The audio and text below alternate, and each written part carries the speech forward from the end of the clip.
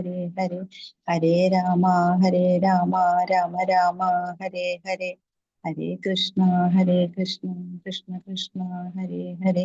ഹരേ രാമ രാമ രാമ ഹരേ ഹരേ. ഹരേ കൃഷ്ണ കൃഷ്ണ കൃഷ്ണ ഹരേ ഹരേ. ഹരേ രാമ രാമ ഹരേ ഹരേ.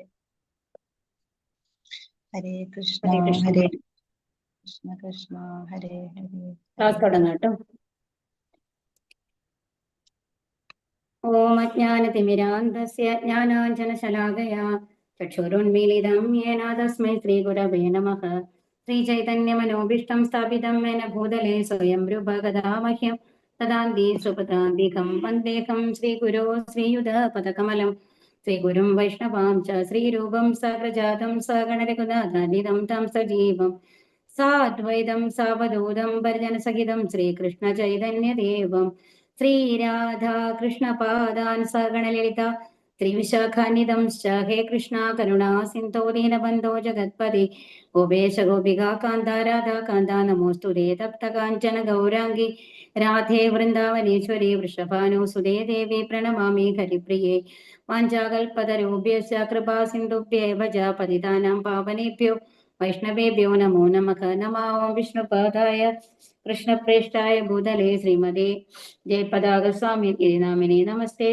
നമ ആചാര്യപാദായ നിതായ കൃപപ്രദായിനെ ഗൗരകഥാദാമതായ നഗരഗ്രാമധാരിണി.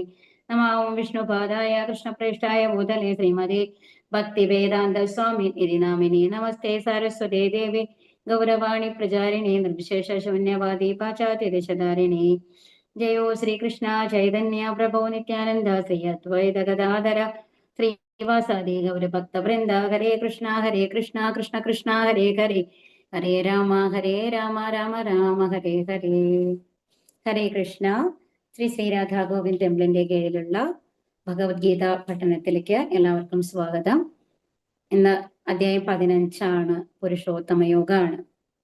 നമ്മുടെ പുരുഷോത്തമ മാസമാണ് നമ്മൾ കന്നിമാസം എന്ന് പറയില്ലേ, അതാണ് ഈ പുരുഷോത്തമ മാസം എന്ന് പറയുന്നത് കേട്ടോ. ശരിക്കും പറഞ്ഞാല് ഇവിടെ പുരുഷോത്തമൻ എന്ന് പറയുന്നത് ഏറ്റവും ഉത്തമനായ പുരുഷൻ എന്നുള്ളതാണ്, ആ ഒരു അർത്ഥത്തിലാണ് അത് വരുന്നത്. അപ്പൊ നമ്മൾ കഴിഞ്ഞ അധ്യായത്തിൽ എന്താ പഠിച്ചത്? 14-ാമത്തെ അധ്യായത്തില്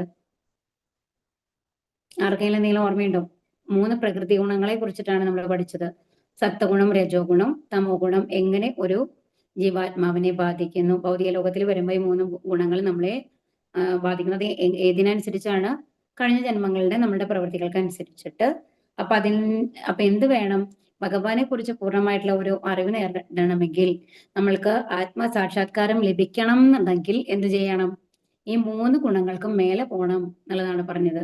കാരണം എന്താണ്? സത്വഗുണത്തിലാണെന്നുണ്ടെങ്കിൽ നമുക്ക് പാപകർമ്മങ്ങളില്ല. അപ്പൊ സുഖത്താലും ജ്ഞാനത്താലുമാണ് അത് ബന്ധിക്കുന്നത്.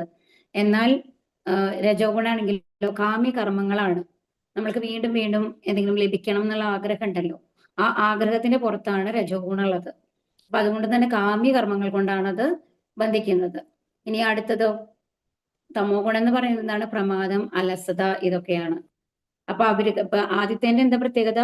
അവർ ചെയ്യുന്ന കാര്യങ്ങൾ അവര് യഥാർത്ഥ ജ്ഞാനത്തോടു കൂടിയിട്ടാണ് ഓരോ പ്രവൃത്തിയും ചെയ്യുന്നത്, സത്വഗുണത്തിലുള്ള ആൾക്കാര്.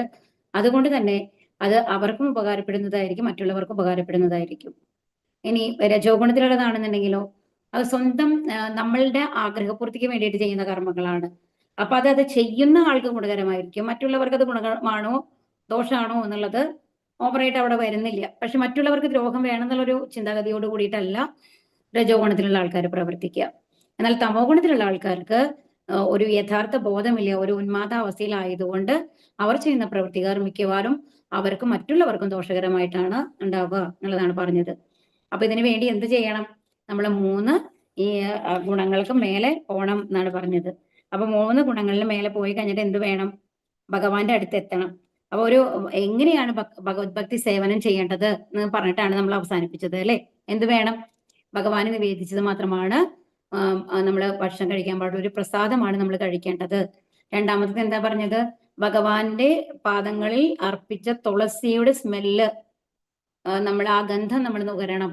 അപ്പൊ അത് വരും, അങ്ങനെ ഗന്ധം നുകരുമ്പോഴാണ് നമ്മൾക്ക് ശുദ്ധഭക്തി ലഭിക്കും. അതിന് ഉദാഹരണമായിട്ട് ആരാണ് പറഞ്ഞത്? 4 കുമാരന്മാരാണ് പറഞ്ഞത് അല്ലെ. പിന്നെ എന്ത് വേണം? ഭഗവാൻ ദിവ്യ ലീലകൾ നടന്ന സ്ഥലങ്ങൾ, ധാമുകൾ സന്ദർശിക്കണം. മധുര, വൃന്ദാവനം, അല്ലെ? നമ്മളിപ്പോ ഗുരുവായൂരൊക്കെ പോവാറില്ലേ? അപ്പൊ അങ്ങനെ ഒരുപാട് ധാമുകളുണ്ട് അല്ലെ? ഇപ്പൊ മായാപൂരം ഉണ്ട്. അപ്പൊ അങ്ങനത്തെ സ്ഥലങ്ങൾ സന്ദർശിച്ചു കഴിഞ്ഞാല് ആ മണ്ണുകളില് അവര് നടമാടിയിട്ടുള്ളതാണ് അല്ലെ? ഭഗവാനൊക്കെ തൃപ്പാദങ്ങൾ പതിഞ്ഞ സ്ഥലങ്ങളാണ് അവിടെയൊക്കെ. അപ്പൊ ആ മണ്ണിൽ നമ്മളുടെ സ്പർശനം വരുമ്പോ തന്നെ നമ്മള് ഒരുമാതിരി നമ്മൾക്ക് ശുദ്ധി വരും എന്നാണ് പറയുന്നത്. ഭൗതിക ആഗ്രഹങ്ങൾക്ക് അറുതി വരും. അതായത് ഓവറായിട്ടുള്ള ഭൗതിക ആഗ്രഹങ്ങൾ ഇല്ലാണ്ടാവും. ഇങ്ങനത്തെ സ്ഥലങ്ങളൊക്കെ, പുണ്യ സ്ഥലങ്ങളൊക്കെ സന്ദർശിച്ചു കഴിഞ്ഞിട്ട് ആ ഭഗവത് ദർശനം നമ്മൾ നടത്തുകയാണെന്നുണ്ടെങ്കിൽ എന്നാണ് പറഞ്ഞത്. പിന്നെ എന്ത് വേണം? ഹരേ കൃഷ്ണ മന്ത്രം ജപിക്കണം. പിന്നെ എന്ത് വേണം? ഭഗവാന്റെ ജനിച്ചത്, അതായത് ശ്രീകൃഷ്ണ ജയന്തി, അതുപോലെ തന്നെ അവര് മരിച്ചു പോവാന്നുള്ള, അവര് തിരോഭാവം എന്നാ പറയുക. കാരണം അവർ മരിക്കല ചെയ്യുന്നത്, അവർക്ക് വേറെ ജന്മമില്ലല്ലോ. അവർ ഭഗവത് ധാമത്തിലേക്കാണ് ശുദ്ധഭക്തന്മാർ തിരിച്ചു പോവുക. അതുകൊണ്ടാണ് ആവിർഭാവം തിരോഭാവം എന്ന് പറയുന്നത്. ആവിർഭാവം എന്ന് പറയുന്നത് അവർ വരുന്നത്, തിരോഭാവം എന്ന് പറയുന്നത് അവർ പോകുന്നത്. അപ്പൊ അവർക്ക് വീണ്ടും ഈ ജന്മ മൃത്യു ജരാവ്യാധി എന്നുള്ള ആ സൈക്കിൾ ഇല്ല. അതുകൊണ്ട് തന്നെ അവർ ആത്മീയധാമത്തിലേക്കാണ് പോകുന്നത്. പക്ഷെ ഭഗവാന്റെ ഏതെങ്കിലും കർത്തവ്യം നിർവഹിക്കാൻ വേണ്ടിയിട്ട് അവിടെ നിന്ന് വരികയാണ് ശുദ്ധഭക്തന്മാര്. അപ്പൊ ശുദ്ധഭക്തന്മാരിൽ ത്രൂ ആണ് ഭഗവാനെ കുറിച്ചുള്ള പൂർണ്ണമായ അറിവ് നമ്മൾക്ക് ലഭിക്കുള്ളൂ അല്ലെ? അപ്പൊ ഇതൊക്കെയാണ് നമ്മൾ കഴിഞ്ഞ അദ്ദേഹത്തിൽ പറഞ്ഞത്. അപ്പൊ ഇങ്ങനെയാണ് എന്ത് ചെയ്യാൻ നമ്മൾക്ക് മുക്തനാവാൻ സാധിക്കുക എന്ന് പറഞ്ഞു. ഇനി അടുത്ത അധ്യായത്തിൽ എന്താ പറയുന്നത്? ഈ ഭൗതിക ലോകം എന്ന് പറയുന്നത് യഥാർത്ഥത്തിൽ എങ്ങനെയാണ് സ്ഥിതി ചെയ്യുന്നത്, അത് എങ്ങനെയാണ് ഈ 3 പ്രകൃതി ഗുണങ്ങളിൽ മേലെ നമ്മൾ പോകണമെന്ന് പറഞ്ഞല്ലോ, അത് എങ്ങനെയാണ് നമ്മൾ ചെയ്യേണ്ടത് എന്നുള്ളതൊക്കെയാണ് പുരുഷോത്തമ യോഗം നമ്മളെ പഠിപ്പിക്കുന്നത്. ശ്രീ ശ്രീ രാധാ ഗോവിന്ദ് കി ജയ്, പ്രപാദ് കി ജയ്. ശ്ലോകം 1. ശ്രീ ഭഗവാനുവാച ഊർധ്വമൂലമധഃശാഖം അശ്വത്ഥം പ്രാഹുരവ്യയം ഛന്ദാംസി യസ്യ പർണാനി യസ്തം വേദ സ വേദവിത്. പരമദിവ്യോത്തമ പുരുഷൻ പറഞ്ഞു, വേരുകൾ മേൽപോട്ടും ശാഖകൾ കീഴ്പോട്ടുമായിട്ട് അക്ഷയമായൊരു അശ്വത്ഥമുണ്ട്. അതിന്റെ ഇലകളാണ് വേദമന്ത്രങ്ങൾ. ഈ വൃക്ഷം എന്തെന്ന് അറിയുന്നവനത്രേ വേദജ്ഞൻ. അപ്പൊ ഭഗവാൻ എന്താ പറഞ്ഞത് അർജുനനോട്? ഊർധ്വമൂലം അധഃശാഖം. മൂലം എന്ന് പറഞ്ഞു കഴിഞ്ഞാല് വേര്. ശരിക്കും മേലേക്ക് ആണ്, നമ്മൾ സാധാരണ താഴേക്കാണ് വേരുണ്ടാവുക അല്ലെ? അത് മേലേക്കാണ് ഇവിടെ. അപ്പൊ വേരുകൾ എവിടേക്കാണ്? മേൽപോട്ടാണ്. അപ്പൊ എങ്ങനെയാണ് ആ വൃക്ഷം ഉള്ളത്? ഒരു തലതിരിഞ്ഞ വൃക്ഷമാണ്, ഒരു നിഴൽ പോലെ നമ്മൾക്ക് അനുഭവപ്പെടുന്ന ഒരു വൃക്ഷമാണ് അത്. ഒരു നിഴലിന് ആണ് നമ്മൾ അങ്ങനെ കാണുക അല്ലെ? വേര് മേൽപ്പോട്ടേക്കും ബാക്കിയുള്ള ഭാഗങ്ങൾ താഴത്തേക്കുമായിട്ട്. അപ്പൊ വേരുകൾ മേൽപോട്ടും ശാഖകൾ കീഴ്പോട്ടുമായിട്ട് അശ്വത്ഥം എന്ന് പറയുന്നത് ആൽമരമാണ് കേട്ടോ, അരയാൽമരം. ഇതിന്റെ അപ്പൊ ഇതിൽ എന്താ പറയുന്നത്? ഇതിന്റെ ഇലകളാണ് വേദമന്ത്രങ്ങൾ. അതിന്റെ ഇലകളൊക്കെ എന്താണ്? വേദമന്ത്രങ്ങളാണ്. ഈ വൃക്ഷം എന്തെന്ന് അറിയുന്നവനാണ് വേദജ്ഞൻ. ഈ വൃക്ഷം എന്തെന്ന് പൂർണ്ണമായിട്ടും മനസ്സിലാക്കിയ ഒരാളെ വേദങ്ങളെല്ലാം അറിഞ്ഞ ആളെന്ന് പറയും. അതായത് ഭഗവാനെ കുറിച്ചും ഭഗവാന്റെ സൃഷ്ടിയെ കുറിച്ചും എല്ലാം അറിഞ്ഞ ഒരാളാണെന്ന് പറയാം എന്നാണ് ഇവിടെ പറയുന്നത്. അപ്പൊ ഇതിലെന്താ പറയുന്നത്? അപ്പൊ ഇവിടെ എന്താണ്? നമ്മുടെ ഈ ഭൗതിക ലോകത്തിനെ ഒരു വൃക്ഷമായിട്ട് സങ്കല്പിച്ചേക്കാണ്. സങ്കല്പല്ല, അങ്ങനെയാണ് അതിന്റെ രൂപമുള്ളത് എന്നാണ് പറയുന്നത്. അപ്പൊ ഇതിൽ എന്താ പറയുന്നത്? ഈ ഭൗതിക ലോകമാകുന്ന വൃക്ഷത്തിന് അതില്ല. പക്ഷെ ഈ വൃക്ഷത്തിന്റെ പ്രത്യേകത എന്താ? അതിന് അറ്റം നമ്മൾക്ക് കാണാൻ പറ്റില്ല. കാരണം ഇപ്പൊ നമ്മളുടെ എന്തെന്ന് ആലോചിച്ച് നോക്കും, ഭൗതിക ആഗ്രഹങ്ങൾ എവിടെയെങ്കിലും ഒരു അവസാനം ഉണ്ടോ? നമ്മൾക്കിപ്പോ ഒരു കാര്യം കിട്ടണം നമ്മൾ വിചാരിച്ചു, എന്തായാലും ഒരു നല്ല ജോലി കിട്ടണം, ഞാൻ സെറ്റിൽ ആവണം എന്നുള്ളതാണ് ഒരാളുടെ ആഗ്രഹമായിരുന്നു വിചാരിക്കും. അത്രയും നല്ലൊരു ജോലി കിട്ടി, അയാൾക്ക് എല്ലാം സുഖ സൗകര്യങ്ങളുള്ള ഒരു വീട്, എല്ലാ കാര്യങ്ങളും ആയി കഴിഞ്ഞു കഴിഞ്ഞാലും അയാൾ സമാധാനമായിട്ട് ഇരിക്കുമോ? അപ്പൊ എന്താ തോന്നുക? അപ്പൊ ഒരു നല്ല കാർ നമ്മൾ വാങ്ങിയിട്ടുണ്ടെങ്കിൽ ഇനി അടുത്ത മോഡൽ എന്താണ്, അടുത്ത മോഡൽ കാർ നമ്മൾക്ക് എങ്ങനെ വാങ്ങാം എന്നുള്ളതായിരിക്കും അയാളുടെ ചിന്ത. അപ്പോൾ ഒന്ന് കഴിഞ്ഞു കഴിഞ്ഞാൽ, ഒരു ആഗ്രഹം നമ്മൾക്ക് പൂർത്തീകരിച്ചു കഴിഞ്ഞാൽ അടുത്ത ആഗ്രഹം നമ്മുടെ ഉള്ളിൽ വരും. അതുകൊണ്ട് തന്നെ അതിന് സാച്ചുറേഷൻ ഇല്ല. അപ്പൊ അതുകൊണ്ട് ഈ ഭൗതിക വൃക്ഷത്തിനെ നമ്മൾ പൂർണ്ണമായിട്ട് എടുത്തു കഴിഞ്ഞാൽ അതിന്റെ അതിരുകളേ ഇല്ല. അത് അങ്ങനെയാണ്, അതിന്റെ അതിര് അറ്റം കാണാനായിട്ട് സാധിക്കില്ല എന്നാണ് ഇവിടെ പറയുന്നത്. ഇനി ആത്മോന്നതിയെ ലക്ഷ്യമാക്കുന്ന വേദസൂക്തങ്ങൾ ഇതിന്റെ ഇലകൾ എന്ന് പറയപ്പെടുന്നു. ബ്രഹ്മാവിന്റെ ഇരിപ്പിടത്തിൽ നിന്ന് ആരംഭിക്കുന്നത് കൊണ്ട് ഇതിന്റെ വേരുകൾ മുകളിലേക്കാണെന്ന് പറയുന്നു. അപ്പൊ ഈ ഭൗതിക എവിടെ നിന്നാണ് തുടങ്ങുന്നത്? ബ്രഹ്മാവ് ഇരിക്കുന്ന സ്ഥലത്തു നിന്നാണ് അല്ലെ? ബ്രഹ്മലോകത്തു നിന്നാണ്. അതുകൊണ്ടാണ് വേരുകൾ മേൽപോട്ട് എന്ന് പറയുന്നത്. ഇനി വിശ്വത്തിന്റെ അത്യുന്നത ഗ്രഹമാണല്ലോ ബ്രഹ്മലോകം. ആ അനശ്വരം എന്ന് പറയപ്പെടുന്ന ഈ മായാവൃക്ഷത്തെ അറിയാൻ കഴിഞ്ഞാൽ മനുഷ്യനെ അതിൽ നിന്ന് മുക്തനാകാം. അപ്പൊ ഈ വൃക്ഷം എങ്ങനെയാണ്, എങ്ങനെ അതിനെ മുറിക്കണം എന്നുള്ളത് നമ്മൾ മനസ്സിലാക്കുകയാണ് നമ്മൾ ചെയ്യേണ്ടത് എന്നാണ് പറയുന്നത്. ഒരു വൃക്ഷത്തിനെ എങ്ങനെയാ മുറിക്കുക? അതിന്റെ വേരുകൾ അടക്കം പിഴുത് കളയണം. അല്ലെങ്കിൽ എന്തുണ്ടാവും? വീണ്ടും അതിൽ നിന്ന് കിളിർത്ത് വരും അല്ലെ? ഇലകളൊക്കെ കിളിർത്ത് വീണ്ടും ചെടി വരും. അപ്പൊ എന്ത് ചെയ്യണം? ആ വേരുകൾ എങ്ങനെ മുറിച്ചു കളയണം, വേരുകളെ ഇല്ലാതാക്കണം എന്നുള്ളതാണ് നമ്മൾ പഠിക്കേണ്ടത്. അതാണ് ഭൗതിക പ്രവർത്തനങ്ങളിൽ വിരക്തിയും ആധ്യാത്മികമായ ഭഗവത് സേവനത്തിൽ ആസക്തിയുമാണ് ഈ ഭക്തിയുത സേവന പദ്ധതിയുടെ അടിസ്ഥാന തത്വങ്ങൾ എന്താണ്? അപ്പൊ ഈ ഭക്തിയുത സേവനങ്ങൾ എങ്ങനെ ഇതിനെ മുറിക്കേണ്ടതെന്ന് പറഞ്ഞ് ഭക്തിയുത സേവനങ്ങൾ ചെയ്തിട്ടാണ്. ഈ ഭക്തിയുത സേവനങ്ങളെ ചെയ്യുമ്പോൾ എന്താ ഉണ്ടാവുക? ഭൗതിക പ്രവർത്തനങ്ങളിൽ വിരക്തി വരണം. പിന്നെയോ ആധ്യാത്മിക ഭഗവത് സേവനത്തിൽ ആസക്തി, ഭഗവാന്റെ കാര്യങ്ങൾ ചെയ്യാനുള്ള ഇച്ഛ കൂടി വരണം, ആഗ്രഹം കൂടി വരണം. അപ്പൊ ഭഗവാന്റെ കാര്യങ്ങൾ ചെയ്യാനുള്ള ആഗ്രഹങ്ങൾ കൂടി വരുമ്പോ എന്തുണ്ടാവും? നമ്മളുടെ ഭൗതികതയിലുള്ള ആഗ്രഹം കുറഞ്ഞു വരും. നമ്മൾ പറഞ്ഞില്ലേ, ഒന്ന് നിറയ്ക്കുമ്പോഴാണ് മറ്റേതിന് അതിൽ നിന്ന് മാറ്റാൻ പറ്റുള്ളൂ എന്ന് പറഞ്ഞോളൂ. നമ്മുടെ മനസ്സിന്റെ പ്രത്യേകത അതാണ്. ഒരു നല്ല ചിന്ത കൊണ്ടേ ഒരു ചീത്ത ചിന്തയെ നമ്മൾക്ക് മാറ്റാനായിട്ട് സാധിക്കുള്ളൂ എന്നുള്ളതാണ്. അപ്പൊ ഇനി എന്താ പറയുന്നത്? ധർമ്മ അർത്ഥ കാമമോക്ഷങ്ങളെ മുൻനിർത്തിക്കൊണ്ട് ജീവസത്തകൾ ചെയ്തു പോരുന്ന കർമ്മങ്ങളുടെ പ്രതികരണങ്ങൾ തന്നെയാണ് ഈ വൃക്ഷത്തിന്റെ ഫലങ്ങൾ. എന്താണ് ഈ ധർമ്മ അർത്ഥ കാമമോക്ഷങ്ങൾ എന്ന് അറിയാമോ? പുരുഷാർത്ഥങ്ങൾ എന്നാണ് പറയുക. നമ്മൾ എന്തിനു വേണ്ടിയിട്ടാണ് ജോലി ഒരു പ്രവൃത്തികൾ ചെയ്യുന്നത്? ഈ 4 കാര്യങ്ങൾക്ക് വേണ്ടിയിട്ടാണ് ഈ ഭൗതിക ലോകത്തിലുള്ള എല്ലാവരും. ധർമ്മം 4 പുരുഷാർത്ഥങ്ങൾ എന്നാണ് പറയുക അതിന്. ധർമ്മം, അർത്ഥം, കാമം, മോക്ഷം. ധർമ്മം എന്ന് പറഞ്ഞു കഴിഞ്ഞാല് നമ്മളുടെ റിലീജിയൻ, നമ്മളെ കുറെ ചിട്ടകളൊക്കെ നമ്മൾ പഠിച്ചിട്ടുണ്ടാവില്ലേ? നമ്മൾ ജനിച്ച ഇതിനെ അനുസരിച്ച് കഴിഞ്ഞിട്ട് അതിനനുസരിച്ചുള്ള പ്രവൃത്തികൾ നമ്മൾ ചെയ്യും.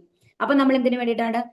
അതായത് ഏത് കാസ്റ്റ് ആണ് അതിനൊക്കെ അനുസരിച്ച് നമ്മൾ രാവിലെ എണീറ്റ് കഴിഞ്ഞാൽ ഇന്നമാതിരി ചെയ്യും, അതുപോലെ അമ്പലങ്ങളിൽ പോകും. അങ്ങനത്തെ കുറെ ചിട്ടകൾ ഓരോരുത്തർക്കും വ്യത്യാസം ഉണ്ടാവും അല്ലെ?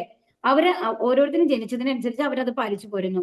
അതാണ് ധർമ്മം എന്ന് പറയുന്നത്, ഒരാളുടെ ധർമ്മം എന്ന് പറയുന്നത്. അപ്പൊ അതാണ്. അപ്പൊ അതിനു വേണ്ടിയിട്ട് നമ്മൾ എന്തൊക്കെ ചെയ്യുന്നു എന്നുള്ള കാര്യങ്ങളാണ് ഈ ധർമ്മം എന്ന് പറഞ്ഞതുകൊണ്ട് ഉദ്ദേശിക്കുന്നത്. ആ ധർമ്മത്തിൽ വരുന്നതാണ് എന്തെന്ന് പറയുന്നത്,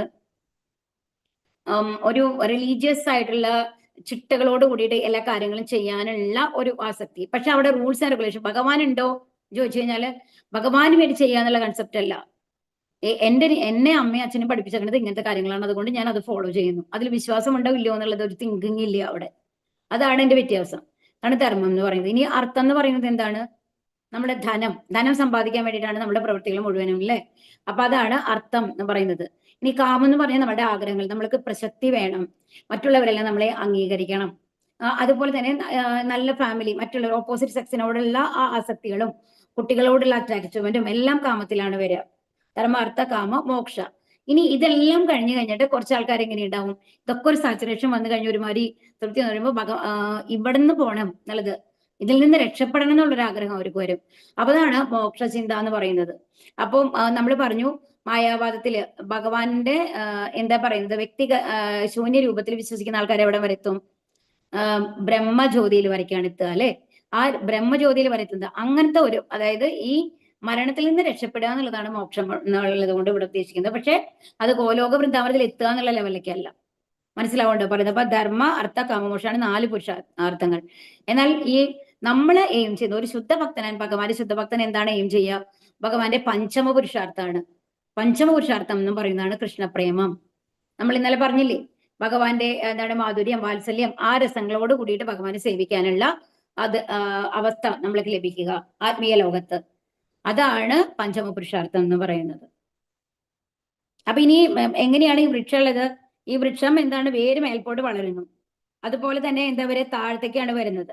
ഇനി ഇതിൽ ഓരോന്നും എന്തൊക്കെയാണ് എന്നുള്ളത് അടുത്ത ശ്ലോകങ്ങളിൽ വരും കേട്ടോ. അപ്പൊ ഈ അപ്പൊ ശരിക്കും പറഞ്ഞാൽ നമുക്കൊരു നിഴല് മാതിരിയാണ് ഇത് തോന്നുന്നതെന്ന് പറഞ്ഞു. അപ്പൊ ഇങ്ങനെ കീഴായിട്ടുള്ള ഒരു വൃക്ഷമാണെന്നുണ്ടെങ്കിൽ അതിന് യഥാർത്ഥത്തിൽ ഒരു രൂപം ഉണ്ടാവും മേലെ അല്ലെ? അതാണ് നമ്മുടെ ആധ്യാത്മിക ലോകം എന്ന് പറയുന്നത്. അപ്പൊ ആധ്യാത്മിക ലോകത്തിന്റെ ഒരു റിഫ്ലക്ഷൻ ആയിട്ടാണ് ഈ ഭൗതിക ലോകത്തിനെ ഇവിടെ പറയുന്നത്. ഒരു വൃക്ഷത്തിന്റെ നിഴൽ തൃഷ്ണയിൽ സ്ഥിതി ചെയ്യുന്നു. ഈ വൃക്ഷത്തിന്റെ നിഴൽ എവിടെയാണ് സ്ഥിതി ചെയ്യുന്നത്? തൃഷ്ണ, നമ്മളുടെ ഭൗതിക ആഗ്രഹങ്ങളിലാണ് സ്ഥിതി ചെയ്യുന്നത്. ഈ ഭൗതികതയുടെ വെളിച്ചത്തിൽ പ്രതിഫലിച്ചു കാണുന്നവയ്ക്കെല്ലാം തൃഷ്ണ തന്നെ കാരണം. ഇതാണ് പറയുന്നത് കേട്ടോ. ഒരാൾ വേദജ്ഞനാണെന്ന് പറഞ്ഞാൽ ഭൗതിക ലോക പ്രപഞ്ചത്തോടുള്ള ആസക്തിയെ അറുത്തു നീക്കേണ്ട വിധം അറിയുന്ന ആൾ എന്നർത്ഥം. അപ്പൊ ഇവിടെ ഈ ചാപ്റ്ററിനെ സംബന്ധിച്ച് എന്താ പറയുന്നത്? ഈ ഭൗതിക വൃക്ഷത്തിനെ മുറിച്ചു കളയാൻ അറിയുന്ന ആളാണ് വേദജ്ഞൻ എന്ന് പറയുന്നത്. ഇനി അടുത്തത് 2ാമത്തെ ശ്ലോകം. അധശ്ചോർദ്ധം പ്രസ്തുതാസ്തസ്യ ശാഖ ഗുണപ്രവൃദ്ധ വിഷയപ്രബാലാഹ അധശ്ച മൂല്യാനനുസന്തതാനി കർമാനുബന്ധീനി മനുഷ്യലോകേ. ഈ വൃക്ഷത്തിന്റെ ശാഖകൾ ഭൗതിക പ്രകൃതിയുടെ ത്രിഗുണങ്ങളാൽ പോഷിപ്പിക്കപ്പെട്ട് താഴോട്ടും മേലോട്ടും പടർന്നു കിടക്കുന്നു. ഇന്ദ്രിയ വിഷയങ്ങളാണ് ഇതിന്റെ ചിലകൾ. ഈ വൃക്ഷത്തിന് താഴേക്കിറങ്ങുന്ന വേരുകളുണ്ട്. ഇവ മനുഷ്യ സമുദായത്തിന്റെ പരോദിഷ്ട കർമ്മങ്ങളോട് ബന്ധപ്പെട്ടവയത്രേ. എന്താ പറയുന്നത്? ഭൗതിക പ്രകൃതികളുടെ ത്രിഗുണങ്ങളിലാണ് ഇതെല്ലാം. അതായത് ഭൗതിക ലോകം മുഴുവൻ ഇതിലാണ്. നമ്മൾ കഴിഞ്ഞ അധ്യായത്തിൽ പഠിച്ചു നമ്മുടെ എല്ലാ പ്രവൃത്തികളും റിഫ്ലക്ട് ചെയ്യുന്നത് എന്താണ്? നമ്മുടെ 3 ഗുണങ്ങളാണ് അല്ലെ. അപ്പൊ ഈ 3 ഗുണങ്ങൾ കൊണ്ട് പോഷിപ്പിക്കപ്പെട്ട് താഴോട്ട് മേലോട്ട് പടർന്നു കിടക്കുകയാണ് എന്ന്. അപ്പൊ ഇതിന്റെ ചില്ലകൾ എന്ന് പറയുന്നത് എന്താണ്? നമ്മുടെ ഇന്ദ്രിയ വിഷയങ്ങളാണ്. അത് കാഴ്ച, കേൾവി എന്നൊക്കെ പറയുന്നുണ്ടല്ലോ. ഈ വൃക്ഷത്തിന് താഴേക്ക് ഇറങ്ങുന്ന വേരുകളും ഉണ്ട്. അത്രയും ഡീപ്പാണ് ഇതിന്റെ വേരുകൾ. ഇവ മനുഷ്യ സമുദായത്തിന്റെ ഫലോദിഷ്ട കർമ്മങ്ങൾ. അപ്പൊ ഈ വേരുകൾ എന്ന് പറയുന്നത് എന്താണ്? അതാണ് താഴേക്ക് ഇറങ്ങുന്ന വേരുകൾ. അതായത് ഓവറായിട്ട് ഇപ്പൊ ഒരു നല്ല മരമാണ്, ഒരു ആൽമരം നിൽക്കും. ഒരു ആൽമരം പറിച്ചെടുക്കാൻ പറഞ്ഞാൽ അത്ര എളുപ്പമാണോ? അതിന് വേരുകൾ അത്രയും ഡീപ്പായിട്ട് പോയിട്ടുണ്ടാവും അല്ലേ? അതുകൊണ്ട് അപ്പൊ അതുപോലെയാണ് ഈ വൃക്ഷത്തിന്റെ വേരുകൾ എന്ന് പറയുന്നതാണ് നമ്മുടെ ഭൗതിക കർമ്മങ്ങളും ഭൗതിക ആഗ്രഹങ്ങളുമാണ്. അപ്പൊ അത് എത്രത്തോളം നമ്മൾ അതിൽ മുഴുകിയിരിക്കുന്നോ അത്രത്തോളം ആ മരത്തിനെ പിഴുതു കളയാനായിട്ട് ബുദ്ധിമുട്ടായിരിക്കും. അതാണ് ഇവിടെ പറയുന്നത്. മനുഷ്യ സമുദായ ഫലോദിഷ്ട കർമ്മങ്ങളോട്, അതുകൊണ്ടാണ് ഈ ആലിമരമായിട്ട് അതിനോട് കണക്ട് ചെയ്തിട്ടുള്ളത്. ഇനി ഇതിന്റെ ശാഖകൾ എല്ലാ ദിക്കുകളിലേക്കും പടരുന്നുണ്ട്. കീഴ്ഭാഗത്ത് മനുഷ്യരും ശ്രദ്ധിച്ചോളൂ കേട്ടോ. ഏറ്റവും കീഴ്ഭാഗത്ത് ആരാളുള്ളത്? മനുഷ്യര്. കുതിര, പശു, നായ, പൂച്ച മുതലായ ജീവികൾ അധിവസിക്കുന്നു. താഴത്തെ ശാഖകളിലാണ് ഇവയെല്ലാം സ്ഥിതി ചെയ്യുന്നത്. മുകളിലത്തെ ശാഖകളിൽ ആണ് കുറെ കൂടി ഉയർന്ന നിലയിലുള്ള ജീവസത്തകളായ ദേവന്മാർ, ഗന്ധവൻ. അപ്പൊ ഈ 14 ലോകങ്ങളുടെ ലെവലിലാണ് ഇവർ പറയുന്നത്. അപ്പൊ വേരിന്റെ അവിടെ മേലെ താഴത്തേക്ക് വരുന്തോറും അതിന്റെ ചില്ലകളൊക്കെ ഉണ്ടല്ലോ.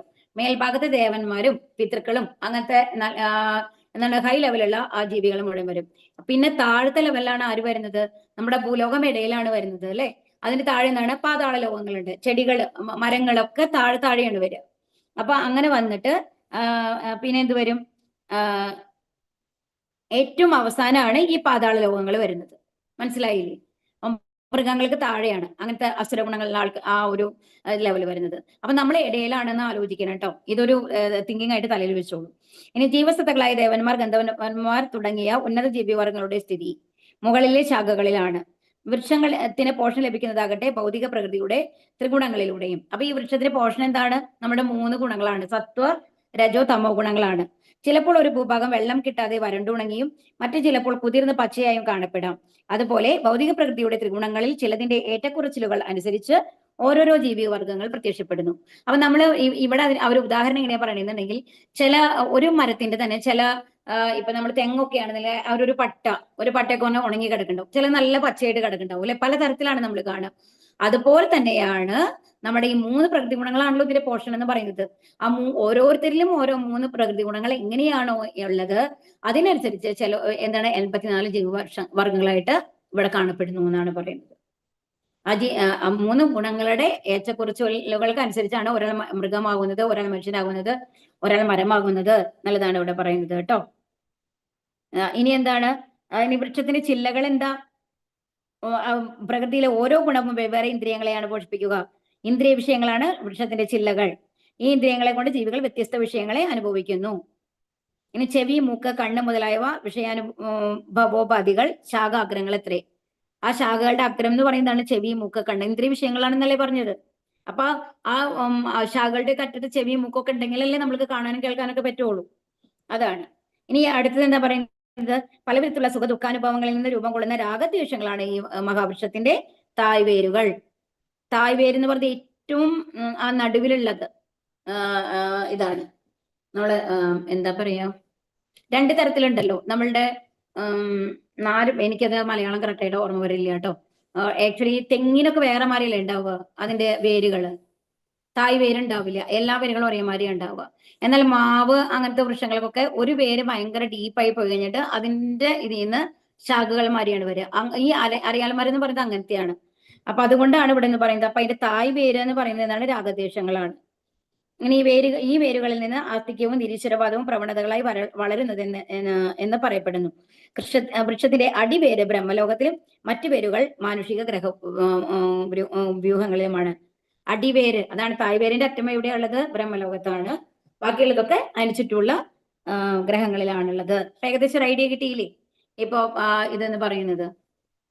നരൂപമസ്യേക തതോ ബലഭ്യതേനാന്തോ നചാതിർന ച സംപ്രതിഷ്ഠ അശ്വത്ഥമേനം സുവിരൂഢമൂലം അസംഗശസ്ത്രേണ ദൃഢേന ചിത്വ തദപദം തത്പരിമാർഗിതവ്യം യസ്മിൻ ഗതാന നിവർത്തന്തി ഭൂയഃ തമേവ ചാദ്യം പുരുഷം പ്രപത്യേ യത്ര പ്രവൃത്തി പ്രസൃതാ പുരാണി. ഈ വൃക്ഷത്തിന്റെ യഥാർത്ഥ രൂപം ഈ ലോകത്തിൽ കാണുകയില്ല. അതിന്റെ ആരംഭമോ അവസാനമോ അടിസ്ഥാനമോ കണ്ടെത്താനാവില്ല. വേരുറച്ചുയർന്ന ഈ വൃക്ഷത്തെ ദൃഢനിശ്ചയത്തോടെ വിരക്തിയാകുന്ന ആയുധത്താൽ ഛേദിച്ചു കളയണം. എന്നിട്ട് എവിടെ ചെന്നാൽ തിരിച്ചു വരവില്ലയോ ആ ദിവ്യപദം പൂകി സ്മരണാതീതകാലം മുതൽക്കേയുള്ള എല്ലാറ്റിന്റെയും ഉറവിടമായ പരമോക്ഷനെ സ്വയം സമർപ്പിക്കണം. അപ്പൊ ഈ വേരിന്റെ യഥാർത്ഥ രൂപം ഈ ലോകത്തിൽ കാണില്ല. യഥാർത്ഥ രൂപം എവിടെയാണ്? ആത്മീയ ലോകത്താണ്. അതിന്റെ ഒരു റിഫ്ലക്ഷൻ മാറിയാണ് ഇവിടെ ഉള്ളത് അല്ലെ. പിന്നെ അതിന്റെ ആരംഭം അവസാനം നമുക്ക് കണ്ടുപിടിക്കാൻ പറ്റുമോ? ഇല്ല. കാരണം എന്താ? നമ്മളെ ഇടയിലാണ് കിടക്കുന്നത്. മേലെയുള്ളത് ഉയർന്ന ഗ്രഹങ്ങളിലുള്ള ആൾക്കാര്, താഴെയുള്ളത് പാതാള ലോകത്തിലുള്ള ആൾക്കാര്. അതും അരയാൽ മരം എങ്ങനെയാണ്? തിക്കായിരിക്കും അല്ലെ. അപ്പൊ അതിൽ ഒരുപാട് ഇലകളൊക്കെ ഉള്ളത് കൊണ്ട് അതിന്റെ ഇടയിൽ നമ്മൾ കുടുങ്ങി കഴിഞ്ഞു കഴിഞ്ഞാൽ മേലെയും താഴെയും ഒന്നും കറക്റ്റ് ആയിട്ട് കാണാൻ പറ്റില്ല. ചുറ്റും ഇലകളും ആ ശാഖകളും മാത്രമാണ് കാണാനായിട്ട് സാധിക്കുള്ളൂ. അപ്പൊ അതിന്റെ അറ്റം നമ്മൾക്ക് കാണാനായിട്ട് സാധിക്കില്ല എന്നതാണ് ഇവിടെ പറയുന്നത്. അപ്പൊ എന്ത് ചെയ്യണം? ഈ വൃക്ഷത്തിനെ മുറിച്ചു കളഞ്ഞാലാണ് നമ്മൾക്ക് ആത്മീയ ലോകത്തേക്ക് പോകാൻ പറ്റുള്ളൂ. അപ്പൊ എന്ത് ചെയ്യണം? എന്തുകൊണ്ടാണ് അത് മുറിക്കേണ്ടത്? എന്താണ്? ദൃഢനിശ്ചയത്തോടെ വിരക്തിയാകുന്ന ആയുധത്താൽ. ഈ ഭൗതിക ആഗ്രഹങ്ങളാണ് മുഴുവൻ ഇതിനെ നിലനിർത്തുന്നത്. ആ ഭൗതിക ആഗ്രഹങ്ങൾ ഇല്ലാണ്ട് വന്നു കഴിഞ്ഞാൽ മാത്രമാണ് ഈ 3 പ്രകൃതി ഗുണങ്ങളെ വിച്ഛേദിക്കാനായിട്ട്, അറുത്ത് കളയാനായിട്ട് നമുക്ക് സാധിക്കുള്ളൂ. അപ്പൊ എന്ത് വേണം? ആ മരത്തിനെ എന്താണ്? വിരക്തിയാകുന്ന ആയുധത്താൽ ഛേദിച്ച് കളയണം. എന്നിട്ട് എവിടെ പോകണം? ആത്മീയ ലോകത്ത് പോകണം. ആത്മീയ ലോകത്ത് പോയാൽ എന്താണ്? നമുക്ക് ഇവിടെ തിരിച്ചു വരേണ്ട ആവശ്യമില്ല അല്ലെ. അതാണ് ഇവിടെ പറയുന്നത്. അപ്പൊ എങ്ങനെയാണ് ജ്ഞാനം കൊണ്ട് ഈ മായാവൃക്ഷത്തോടുള്ള ബന്ധനമറുത്ത് യഥാർത്ഥ വൃക്ഷത്തിൽ സ്ഥിതി ചെയ്യുവാൻ കഴിയും. അപ്പൊ എന്ത് വേണം? ഭഗവത്ജ്ഞാനം നമുക്ക് ലഭിച്ചു കഴിഞ്ഞാൽ, ആത്മസാക്ഷാത്കാരം ലഭിച്ചു കഴിഞ്ഞാൽ ഈ വൃക്ഷത്തിനെ മുറിച്ച് നമ്മൾക്ക് എവിടേക്ക് പോവാം? ആത്മീയ ലോകത്തേക്ക് പോവാനായിട്ട് പോവാൻ സാധിക്കും എന്നാണ് പറയുന്നത്. അതായത് അസംക എന്ന് പറയുന്നതാണ് വിരക്തി എന്ന് പറയുന്നത്. വിഷയ സുഖങ്ങളോടുള്ള ആ ഒരു വിരക്തിക്കാണ്, അതിനോടുള്ള ആഗ്രഹമില്ലായ്മയ്ക്കാണ് അസംക. സംഘമില്ലായ്മ എന്നാണ് അർത്ഥം. സംഘം എന്ന് പറഞ്ഞാൽ എന്താണ്? ചേരുക എന്നർത്ഥം. അസംക എന്ന് പറഞ്ഞാൽ ആ ചേരുന്നതിൽ നിന്ന് നമ്മൾ തിരിച്ചു പോരുക എന്നുള്ളതാണ് അതിന്റെ അർത്ഥം കേട്ടോ. ഈ ഭൗതിക പ്രപഞ്ചത്തിന്റെ വികാസ പരിണാമങ്ങൾക്ക് മൂലകാരണമാണ് കൃഷ്ണൻ. ഇത് ഭഗവാൻ തന്നെ വിശദീകരിച്ചിട്ടുണ്ട്. അഹം സർവസ്യ പ്രഭവക, ഞാനാണ് എല്ലാറ്റിന്റെയും പ്രഭവസ്ഥാനം എന്ന് ഭഗവാൻ പറഞ്ഞു. ഇവിടെ പറഞ്ഞത് 10:8 നമ്മുടെ ചതുർശ്ലോകി ഇതാണ് കേട്ടോ. ഭൗതിക ജീവിതമാകുന്ന വൃക്ഷത്തിന്റെ ബന്ധനത്തിൽ നിന്നും രക്ഷ കിട്ടാൻ കൃഷ്ണനെ തന്നെ ശരണം പ്രാപിക്കണം. കൃഷ്ണന്റെ സ്വയം സമർപ്പിതനായ മനുഷ്യൻ ഭൗതിക പടർപ്പിൽ നിന്ന് താനെ മുക്തനാവുന്നു. അപ്പൊ ഇതിൽ നിന്ന് രക്ഷപ്പെടണമെങ്കിൽ എന്ത് വേണം? ഭഗവാൻ തന്നെ സഹായിക്കണം. അപ്പൊ ഭഗവാന്റെ കരുണ വേണം. നിർമ്മാണ മോഹാജിത സംഘദോഷ അധ്യാത്മ നിത്യ വിനിവൃത്തകാമാക ദ്വന്ദ്വിമുക്ത സുഖ ദുഃഖ സഞ്ചേർ ഗച്ഛത്യബൂഢ പദമവ്യയം തത് മിഥ്യാഭിമാനം മായാമോഹം സംസർഗം എന്നീ ദോഷങ്ങൾ ഒഴിഞ്ഞ് ഭൗതിക തൃഷ്ണയിൽ പെടാതെ സനാതന തത്വത്തെ അറിഞ്ഞ് സുഖ ദുഃഖാദികളായ ദ്വന്ദ്ങ്ങളിൽ നിന്ന് മോചിതരായി വിഭ്രാന്തരാകാതെ പരമോക്ഷന് സ്വയം സമർപ്പിക്കുന്നത് എങ്ങനെയെന്ന് അറിയാവുന്നവർ പരമമായ ശാശ്വത സാമ്രാജ്യം പ്രാപിക്കും. അപ്പൊ എന്ത് ചെയ്യണം? അഹംഭാവം ഉണ്ടാവാൻ പാടില്ല. ഞാനാണ് എല്ലാം ചെയ്യുന്നത് എന്നുള്ളത്. അതാണ് അഹംഭാവത്താൽ വിഭ്രാന്തരാകാതിരിക്കുക എന്നത്. പ്രകൃതിക്ക് അതീശൻ താനാണെന്ന ഗർഭം വെച്ചു പുലർത്തുന്ന മദ്ദജീവന് ഭഗവത് പാദങ്ങളിൽ സ്വയം സമർപ്പിക്കാൻ പ്രയാസം അനുഭവപ്പെടും. അപ്പൊ എന്താ പറയുന്നത് എന്നുണ്ടെങ്കിൽ, നമ്മളാണ് എല്ലാം ചെയ്യുന്നത്, ഞാനാണ്, എന്റെ ബുദ്ധി കൊണ്ട് ഞാൻ ചെയ്യുന്നു എന്നുള്ള ലെവല് കാണുമ്പോൾ എല്ലാം ഭഗവാനിൽ നിന്ന് വന്നതാണ്, ഭഗവാനാണ് എല്ലാത്തിന്റെയും ഉടമ എന്ന് വിശ്വസിക്കാനായിട്ട് നമുക്ക് ബുദ്ധിമുട്ടാണ് അല്ലെ. കാരണം നമ്മളുടെ ഉള്ളിൽ അങ്ങനെ അല്ലല്ല, ഞാനാണ്, ഭഗവാൻ എവിടെ നിന്ന് വന്നു, ഞാൻ എന്റെ ബുദ്ധി കൊണ്ട് പ്രവർത്തിച്ചിട്ടല്ലേ ഈ കാര്യങ്ങളൊക്കെ നടക്കുന്നത് എന്നുള്ള ആറ്റിറ്റ്യൂഡ് ആണെങ്കിൽ, അപ്പൊ അതാണ് ഇവിടെ എന്ന് പറയുന്നത്.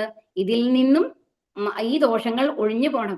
മിഥ്യാഭിമാനം, മായാമോഹം, സംസർഗം, അതുപോലെ അങ്ങനത്തെ ആൾക്കാർ, അങ്ങനെ ചിന്തിക്കുന്ന ആൾക്കാരെ കൂട്ടുകെട്ടിൽ നിന്നും നമ്മൾ മാറി നിൽക്കണം എന്നാണ് പറയുന്നത്. മായയിൽ നിന്ന് ഉളവാകുന്നതാണ് അഹംഭാവം. ഇവിടെ വന്ന് കുറച്ചുനാൾ താമസിച്ച് വീണ്ടും പോകുന്നവർ ഈ ലോകത്തിലെ പ്രഭുക്കളാണെന്ന് സ്വയം ഭാവിക്കുന്നത് എന്തൊരു ഭോഷത്വമാണ്. അങ്ങനെ ഭാവിക്കുന്നത് കൊണ്ട്, അപ്പൊ ഞാനൊരു വലിയൊരു വാടക വീട്, ഒരാള് അമേരിക്കയിലാണ്, ആ വാടക വീട് നമ്മൾക്ക് തന്നിക്കാണ്, അവർ വരണേ ഇല്ല നാട്ടിലേക്ക്. അപ്പോൾ അവിടെ ഒരു 5 കൊല്ലം താമസിച്ച് കഴിയുമ്പോൾ നമ്മൾക്ക് തോന്നുകയാണ് ഇത് എന്റെ വീടാണെന്ന്. കാരണം അയാൾ വരുന്നില്ല, അന്വേഷിക്കണമെന്നില്ലല്ലോ. അപ്പൊ എല്ലാവരും വിചാരം എന്താണ്? അതിൽ താമസിക്കുന്ന ആളുടെ ആണ് അതിന്റെ ഉടമ എന്നാണ്. അപ്പൊ നമ്മൾക്ക് സ്വയം തോന്നുകയാണ് ഇത് ഇതിന്റെ ഉടമസ്ഥൻ ഞാനാണെന്ന്. അപ്പൊ അത് ശരിയാണോ? അല്ല അല്ലെ. അപ്പൊ അതുപോലെ തന്നെയാണ് ഈ ഭൗതിക ലോകത്തിലെ എല്ലാം ഭഗവാൻ തന്നതാണ്. എന്നിട്ട് നമ്മൾക്ക് ഭഗവാന്റെ അനുഗ്രഹം കൊണ്ട് എന്തൊക്കെയോ നമ്മൾക്ക് കിട്ടിയിട്ടുണ്ട്. അപ്പൊ നമ്മൾ വിചാരിക്കുകയാണ് ഇതിന്റെ ഒക്കെ ഉടമസ്ഥൻ നമ്മളാണ് എന്ന്. അത് ഭോഷത്വമാണ് എന്നാണ് പറയുന്നത്. അപ്പൊ അതുകൊണ്ടാണ് എന്ത് പറയുന്നത്, ഏത് കാര്യം ഇങ്ങനെ ഭാവിക്കുന്നത് കൊണ്ട് അവർ ഏത് കാര്യത്തിലും കുഴപ്പമുണ്ടാക്കുകയും എപ്പോഴും ക്ലേശിക്കാൻ ഇടവരുകയും ചെയ്യുന്നു. അപ്പൊ എന്ത് വേണം? ഇവയിൽ നിന്ന് എന്താണ് കുടുംബം, രാഷ്ട്രം, സമൂഹം എന്നിവയെ സംബന്ധിച്ചുള്ള മമതകളും തനിയെ നീങ്ങും. എങ്ങനെയാണെങ്കിൽ ഭഗവാന്റേതാണ് എല്ലാം എന്നുള്ളത് നമ്മൾ മനസ്സിലാക്കി കഴിഞ്ഞാൽ, ഭഗവാൻ നമ്മൾക്ക് അനുഭവിക്കാൻ വേണ്ടി തരുന്നതാണെന്ന് അറിഞ്ഞു കഴിഞ്ഞാൽ തിരിച്ചു കൊടുക്കണം അല്ലേ. അതാണ് എന്താണ് തെറ്റായ ബന്ധങ്ങളാണ് മനുഷ്യനെ ഭൗതിക ലോകമായ കൊടുക്കിൽപ്പെടുത്തുന്നത്. ഇവയിൽ നിന്ന് മുക്തി നേടിയിട്ട് വേണം ആധ്യാത്മിക ജ്ഞാനം വളർത്താൻ. എന്താണ് തന്റേതെന്നും തന്റേതല്ലാത്തതും എന്നുള്ള അറിവ് സമ്പാദിച്ചു കഴിഞ്ഞാൽ, വസ്തുക്കളെ അതേപടി അറിയാൻ കഴിഞ്ഞാൽ, സന്തോഷ സന്താപങ്ങൾ, സുഖദുഃഖങ്ങൾ ആദിയായ ദ്വന്ദ്ങ്ങളിൽ നിന്ന് മുക്തി ലഭിക്കും. ജ്ഞാനത്തിന് പൂർണ്ണത വരും. ഭഗവാന് സ്വയം സമർപ്പണം ചെയ്യുവാനും സാധിക്കും. അപ്പൊ എന്താണ്, നമ്മൾ ഒന്നും കൊണ്ടുവന്നിട്ടില്ല, എല്ലാം ഭഗവാന്റെ ഇച്ഛയ്ക്കനുസരിച്ച് നമുക്ക് ലഭിക്കുന്നതാണ്. അപ്പൊ ആ ഒരു മനോഭാവത്തോടു കൂടി ഒന്നും എന്റേതല്ല, എല്ലാം ഭഗവാന്റേതാണ് എന്നുള്ളത്, ആ ഒരു മനോഭാവം നമ്മൾക്ക് വന്നു കഴിഞ്ഞാൽ തന്നെ എല്ലാത്തിന്റെയും അധികാരി ഭഗവാനാണ്. ആ ഭഗവാനെ നമ്മൾക്ക് പ്രീതിപ്പെടുത്തണം, ആ ഭഗവാനെ നമ്മൾ ഇഷ്ടപ്പെടുത്തണം എന്നുള്ളത് നമ്മുടെ ഉള്ളിൽ വരും. ഭഗവാന്റെ സേവ ചെയ്യാൻ നമ്മൾക്ക് സാധിക്കും. അപ്പൊ ആ ഭഗവാൻ, പക്ഷെ എന്താ ഗുണം? സാധാരണ ഒരു കമ്പനിയിലെ മാനേജർമാരെയോ നമ്മുടെ ഏറ്റവും സിഇഒ അതിന്റെ ഉടമസ്ഥന്മാരെയോ അല്ല ഭഗവാൻ. ഭഗവാനെ പ്രീതിപ്പെടുത്തി കഴിഞ്ഞാൽ എന്താണ് വ്യത്യാസം ഉള്ളത്? ഒരു സാധാരണ എംപ്ലോയറും ഭഗവാനും തമ്മിലുള്ള വ്യത്യാസം എന്താ? ഭഗവാൻ അവരുടെ അടിമയാവും. അത് ഭഗവാൻ അവരെ എംപ്ലോയിമാരാണ്. എന്ത് നിങ്ങൾ ചോദിച്ചോ തരാൻ റെഡി ആയിട്ടാണ് ഭഗവാൻ ഉള്ളത്. അതാണ് ഭഗവാനെ പ്രീതിപ്പെടുത്തുന്നതും നമ്മൾ ഭൗതിക ലോകത്തിലുള്ള ഒരാളെ പ്രീതിപ്പെടുത്തുന്നതും തമ്മിലുള്ള വ്യത്യാസം നമ്മൾ മനസ്സിലാക്കണം. കാരണം അർജുനന് വേണ്ടിയിട്ട് ഏത് ലെവലാണ് ഭഗവാൻ പോയത് അല്ലേ? തന്റെ ശബ്ദം മറന്നുകൊണ്ട് ആ തേരിന്റെ ചക്രം വരെ ഊരി. ഒന്ന് ആലോചിച്ച് നോക്കൂ. അപ്പൊ തന്റെ ഭക്തന് വേണ്ടിയിട്ട് ഭഗവാൻ ഏത് ലെവലിൽ വേണമെങ്കിൽ താഴും എന്നുള്ളതാണ്. വലി മഹാരാജാവിന് വേണ്ടിയിട്ട് കാവൽ നിൽക്കുന്നുണ്ട് അല്ലെ പാതാള ലോകത്ത്. വേറെ ആരെങ്കിലും ചെയ്യൂ? ഒന്ന് ആലോചിച്ച് നോക്കൂ. ഇനി 6ാമത്തെ ശ്ലോകം. ഭാസയതി സൂര്യോന ശാങ്കോന പാവകയത്വാനാനി വർത്തന്തേ തദ്ദാമ പരമമ്മ. പരമമായ എന്റെ ആവാസസ്ഥാനത്ത് സൂര്യചന്ദ്രന്മാരോ അഗ്നിയോ വൈദ്യുതിയോ വെളിച്ചം വീശുന്നില്ല. അവിടെ ചെന്നെത്തിയവർ ഒരിക്കലും ഭൗതിക ലോകത്തിലേക്ക് തിരിച്ചു വരുന്നില്ല. അപ്പൊ ഇനി ഭഗവാന്റെ വാസസ്ഥാനത്തിനെ കുറിച്ചിട്ടാണ് പറയുന്നത് കേട്ടോ. പരമമായ എന്റെ ആവാസസ്ഥാനത്ത് സൂര്യചന്ദ്രന്മാരില്ല. അവിടെ എന്താണ്, അഗ്നിയില്ല, സൂര്യചന്ദ്രന്മാരും ഇല്ല, വൈദ്യുതി ഒന്നുമില്ല. പക്ഷെ എന്നിട്ട് എങ്ങനെയുള്ളത് അവിടെ ചെന്നെത്തിയ ആൾക്കാർ ഒരിക്കലും ഭൗതിക ലോകത്തിലേക്ക് തിരിച്ചു വരേണ്ട ആവശ്യമില്ല എന്നാണ് പറയുന്നത്. ഈ വിശ്വത്തിൽ സൂര്യന് മാത്രമേ സ്വയം പ്രകാശമുള്ളൂ. അത് നമ്മൾക്ക് അറിയാം അല്ലെ? സ്വയം പ്രകാശമുള്ളത് സൂര്യനാണ്. പരമവ്യോമത്തിലെ എല്ലാ ഗ്രഹങ്ങളും സ്വയം പ്രകാശിതങ്ങളാണ്. അതാണ് പരവ്യോമം എന്ന് പറയുന്നത്. ആത്മീയ ലോകത്തിലുള്ള എല്ലാ ഗ്രഹങ്ങളും സ്വയം പ്രകാശിക്കുന്നവയാണ് എന്നാണ് പറയുന്നത്. വൈകുണ്ഠങ്ങൾ എന്നറിയപ്പെടുന്ന ഗ്രഹങ്ങളുടെ ഉജ്ജ്വല പ്രകാശമാണ് പരമവ്യോമം. ഇത് ബ്രഹ്മജ്യോതി എന്നറിയപ്പെടുന്നു. അപ്പൊ ഈ ബ്രഹ്മജ്യോതി എന്ന് പറയുന്നത് ശരിക്കും എന്താണ്? ഭഗവാന്റെ ചുറ്റുമുള്ള ഒരു ഓറ എന്ന് പറയില്ലേ, അതിനെയാണ് ബ്രഹ്മജ്യോതി എന്ന് പറയുന്നത്. ആ ബ്രഹ്മജ്യോതി കൊണ്ട് എല്ലായിടത്തും വെളിച്ചുണ്ട്. അവിടെ ഇരുട്ട് എന്ന് പറയുന്ന കൺസെപ്റ്റ് ഇല്ല. അവിടെ രാവും പകലും എന്നുള്ള കൺസെപ്റ്റ് ഇല്ല. അതാണ് നമ്മൾ മനസ്സിലാക്കേണ്ടത്. വാസ്തവത്തിൽ ഈ പൂരം പൊടിയുന്നത് കൃഷ്ണലോകം എന്ന ഗോലോക വൃന്ദാവനത്തിൽ നിന്നാണ്. ഈ പ്രഭാപൂരത്തിന്റെ ഒരു ഭാഗം മഹത്തത്വം എന്ന ഭൗതിക പ്രപഞ്ചത്താൽ ആവരണം ചെയ്യപ്പെട്ടിരിക്കുകയാണ്. അതാണ് നമ്മുടെ ഈ ഭൗതിക പ്രപഞ്ചത്തിന് മേലെയാണ് ഈ മഹത്തത്വം. നമ്മുടെ 24 മൂലകങ്ങൾ പറഞ്ഞില്ലേ, അതൊരു കറുത്ത ആവരണം പോലെ, ഒരു മേഘം പോലെ മൂടിക്കിടക്കുകയാണ്. ആ ആവരണം മൂടിക്കിടക്കുന്നത് കൊണ്ടാണ് നമ്മൾക്ക് ആ ഭഗവാന്റെ പ്രകാശം താഴത്തേക്ക് വരാത്തത്. നമ്മൾ അതിന് താഴെയാണുള്ളത്, പ്രപഞ്ചത്തിന് ഉള്ളിലാണ് നമ്മളുള്ളത് അല്ലെ? അപ്പൊ അതുകൊണ്ടാണ് ഈ ഭൗതിക ലോകത്തേക്ക് ഭഗവാന്റെ പ്രകാശം വരാത്തത്. അപ്പൊ ഈ ഭൗതിക ലോകത്ത് പ്രകാശം എങ്ങനെയാ വരുന്നത്? അത് സൂര്യന്റെ മേലെ തട്ടുമ്പോ ഭഗവാന്റെ പ്രകാശം തട്ടും. എന്നിട്ട് അവിടുന്ന് റിഫ്ലക്ഷൻ ആയിട്ടാണ് നമ്മൾക്ക് വെളിച്ചം വരുന്നത്. അപ്പോൾ ആക്ച്വലി സൂര്യദേവനിൽ നിന്ന് സ്വയം പ്രകാശമല്ല, ഭഗവാന്റെ പ്രകാശം അതിൽ തട്ടിയിട്ട് അതിന്റെ റിഫ്ലക്ഷൻ ആയിട്ടാണ് നമ്മൾക്ക് വരുന്നത് എന്നാണ് പറയുന്നത്. ഇനി അടുത്തത്, ഇരുളടഞ്ഞ ഈ ഭൗതിക ലോകത്തിൽ ജീവസത്തയുടെ ജീവിതം ബദ്ധമാണ്. കീഴ്മേലായി നിൽക്കുന്ന ഈ മായാവൃക്ഷത്തെ ഛേദിച്ച പരംവ്യോമത്തിലെത്തിയാൽ അയാൾ മുക്തനായി പിന്നെ തിരിച്ചു വരുന്ന പ്രശ്നമില്ല. അപ്പൊ എന്ത് വേണം? നമ്മൾ ഭൗതിക ലോകത്തിലായതുകൊണ്ടാണ്, ഒരു ഇരുട്ടടഞ്ഞ ലോകത്തിലാണ് നമ്മൾ ഉള്ളത്. അത് മനസ്സിലാക്കിക്കൊണ്ട് ഈ വൃക്ഷത്തെ നമ്മൾ മുറിച്ചു കളഞ്ഞാൽ എന്ത് ചെയ്യാം? നമ്മൾക്ക് ആ എപ്പോഴും പ്രകാശപൂരിതമായിട്ടുള്ള ആധ്യാത്മ ലോകത്ത് എത്താനായിട്ട് സാധിക്കും. അപ്പൊ അതിനുവേണ്ടി എന്ത് വേണം? ഭൗതിക ലോകത്തിനോട് അതിയായ ആസക്തി ഉണ്ടെങ്കിൽ അത്ര വേഗം അതിനെ വിട്ടൊഴിയാനാവില്ല. കൃഷ്ണാവബോധ പ്രവർത്തനം കൊണ്ട് ക്രമേണ വിരക്തി വരാനുള്ള സാധ്യതയുണ്ട്. കൃഷ്ണാവബോധമുള്ള ഭക്തന്മാരുമായി സഹവസിക്കുകയും അത്തരമൊരു സമൂഹത്തെ തേടി കണ്ടെത്തുകയും വേണം. അപ്പൊ എന്ത് വേണം?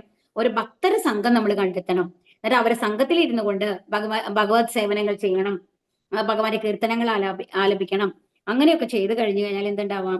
നമ്മൾക്ക് ഈ 3 പ്രകൃതി ഗുണങ്ങളെ നമ്മൾക്ക് അതിന് മേലെ പോയി വിശുദ്ധ സത്യത്തിൽ എത്തിക്കഴിഞ്ഞുകൊണ്ട് നമ്മുടെ ഈ വേരിനെ, ഭൗതിക വൃക്ഷത്തിന്റെ വേരിനെ അറുത്ത് നമ്മൾക്ക് എവിടേക്ക് പോവാം? ഭഗവാന്റെ അടുത്ത് പോവാം. മമൈ വാംശോ ജീവലോകെ ജീവഭൂത സനാതന കാമന ഷഷ്ടാനീന്ദ്രിയാണി പ്രകൃതിസ്ഥാനി കർഷതി. എന്റെ ശാശ്വത അംശങ്ങളാണ് ഈ ലോകത്തിലുള്ള ബദ്ധരായ സകല ജീവസത്തകളും. ബദ്ധമായ ജീവിതം നയിക്കുകയാൽ മനസ്സുൾപ്പെടെയുള്ള 6 ഇന്ദ്രിയങ്ങളും ഉപയോഗിച്ച് അവർ കഠിനാധ്വാനം ചെയ്യുകയാണ്. അപ്പൊ ഇനി വീണ്ടും ഭഗവാൻ പറയാണ്, നമ്മൾ ആരാണ്? ഭഗവാന്റെ ശാശ്വതാംശങ്ങളാണ് ഈ ലോകത്തുള്ള എല്ലാവരും. പക്ഷെ എന്ത് വരുന്നു?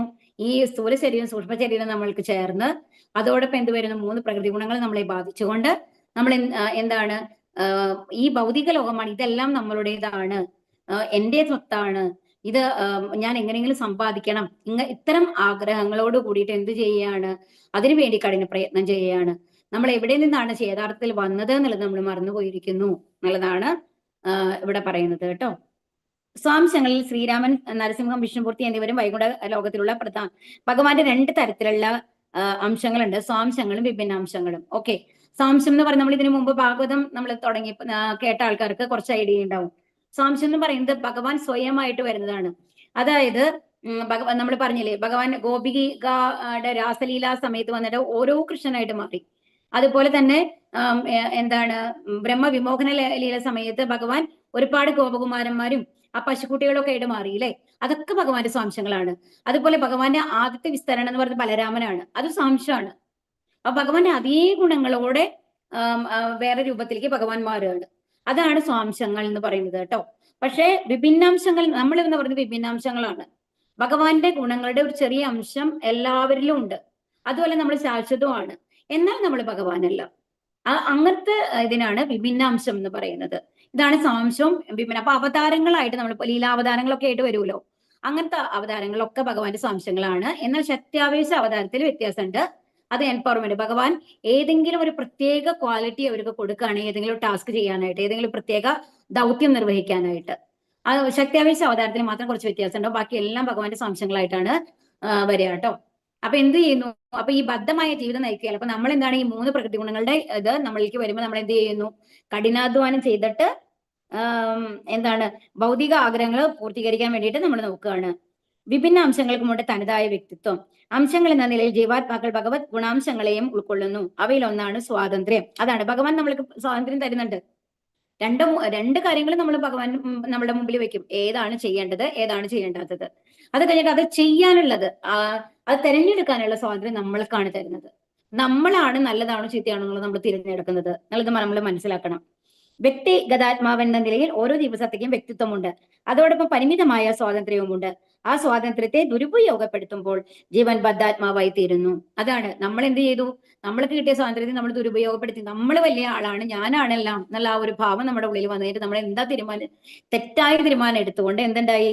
ഈ 3 പ്രകൃതി ഗുണങ്ങളുടെ അധീനത്തിലാണ് ഇപ്പോൾ ഉള്ളത് എന്നുള്ളതാണ് പറയുന്നത്.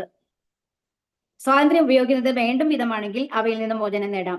ഏതു വിധത്തിലും പരമപുരുഷനെ പോലെ ജീവാത്മാവിന് ഗുണങ്ങളാൽ ശാശ്വതത്വമുണ്ട്. അതാണ്, നമുക്ക് എല്ലാ ഗുണങ്ങളും ഉണ്ട് ഭഗവാന്റെ. മുക്തനായ ജീവാത്മാവ് ഈ ഭൗതിക പ്രകൃതിക്ക് അടിമയല്ല, മറിച്ച് അയാൾ ഭഗവാന്റെ അതീന്ദ്രിയ സേവനത്തിൽ പെടുന്നു. ബദ്ധമായ ജീവിതത്തിൽ ആ ജീവൻ ഭൗതികമായ ത്രിഗുണങ്ങൾക്ക് വശപ്പെടുകയും അങ്ങനെ പ്രേമപരിതമായ ഭക്തിയുത ഭഗവത് സേവനം ചെയ്യാൻ മറന്നു പോവുകയും ചെയ്യുന്നു. അപ്പൊ നമ്മളൊക്കെ ആ അവസ്ഥയിലാണുള്ളത് അല്ലെ. അപ്പൊ ഇതാണ് ഇവിടെ പറയുന്നത്. ഇവിടെ ഇനി ഒരു പ്രത്യേക ഇത് എന്താ പറയുന്നത് എന്നുണ്ടെങ്കിൽ, ഭഗവാന്റെ ഈ ബ്രഹ്മ വിഷ്ണു ശിവ എല്ലാം ഭഗവാന്റെ അംശങ്ങളാണ്, അവർ ശാശ്വതരാണ്. ഇനി കർഷതി എന്നുള്ള വാക്ക് എന്ന് പറയുന്നത് എന്താണ്? ബദ്ധനായ ജീവൻ ഇരുമ്പ് ചങ്ങലകളാൽ കെട്ടപ്പെട്ടതുപോലെ മിഥ്യാഹങ്കാരത്തിന്റെ കുടുക്കിൽ പെട്ടിരിക്കുകയാണ് എന്നാണ് പറയുന്നത്. പ്രകൃതി സ്ഥാനി കർഷതി എന്നാണ് ഈ ശ്ലോകത്തിന്റെ അവസാനം. അപ്പൊ എന്താണ് നമ്മൾ എന്താ ചെയ്യണത്? ഈ മിഥ്യാഹങ്കാരത്തിന്റെ ആ വലയിൽ പെട്ടുകിടക്കുകയാണ് എന്നാണ് പറയുന്നത്. അപ്പൊ നമ്മൾ എന്ത് വേണം? നമ്മുടെ ഭഗവത് അംശങ്ങളായിട്ടുള്ള ആ ശാശ്വത അംശത്തിന്റെ ഗുണങ്ങളിലേക്ക് നമ്മൾ തിരിച്ചു പോകാനായിട്ട് നമ്മൾ ശ്രമിക്കണം. ശരീരം യഥവാപ്നോതി യച്ചാപ്യുത്ക്രാമതീശ്വര ഗൃഹി ത്വൈതാനി സംയാതി വായുർഗന്ധാനി വാശയാത്.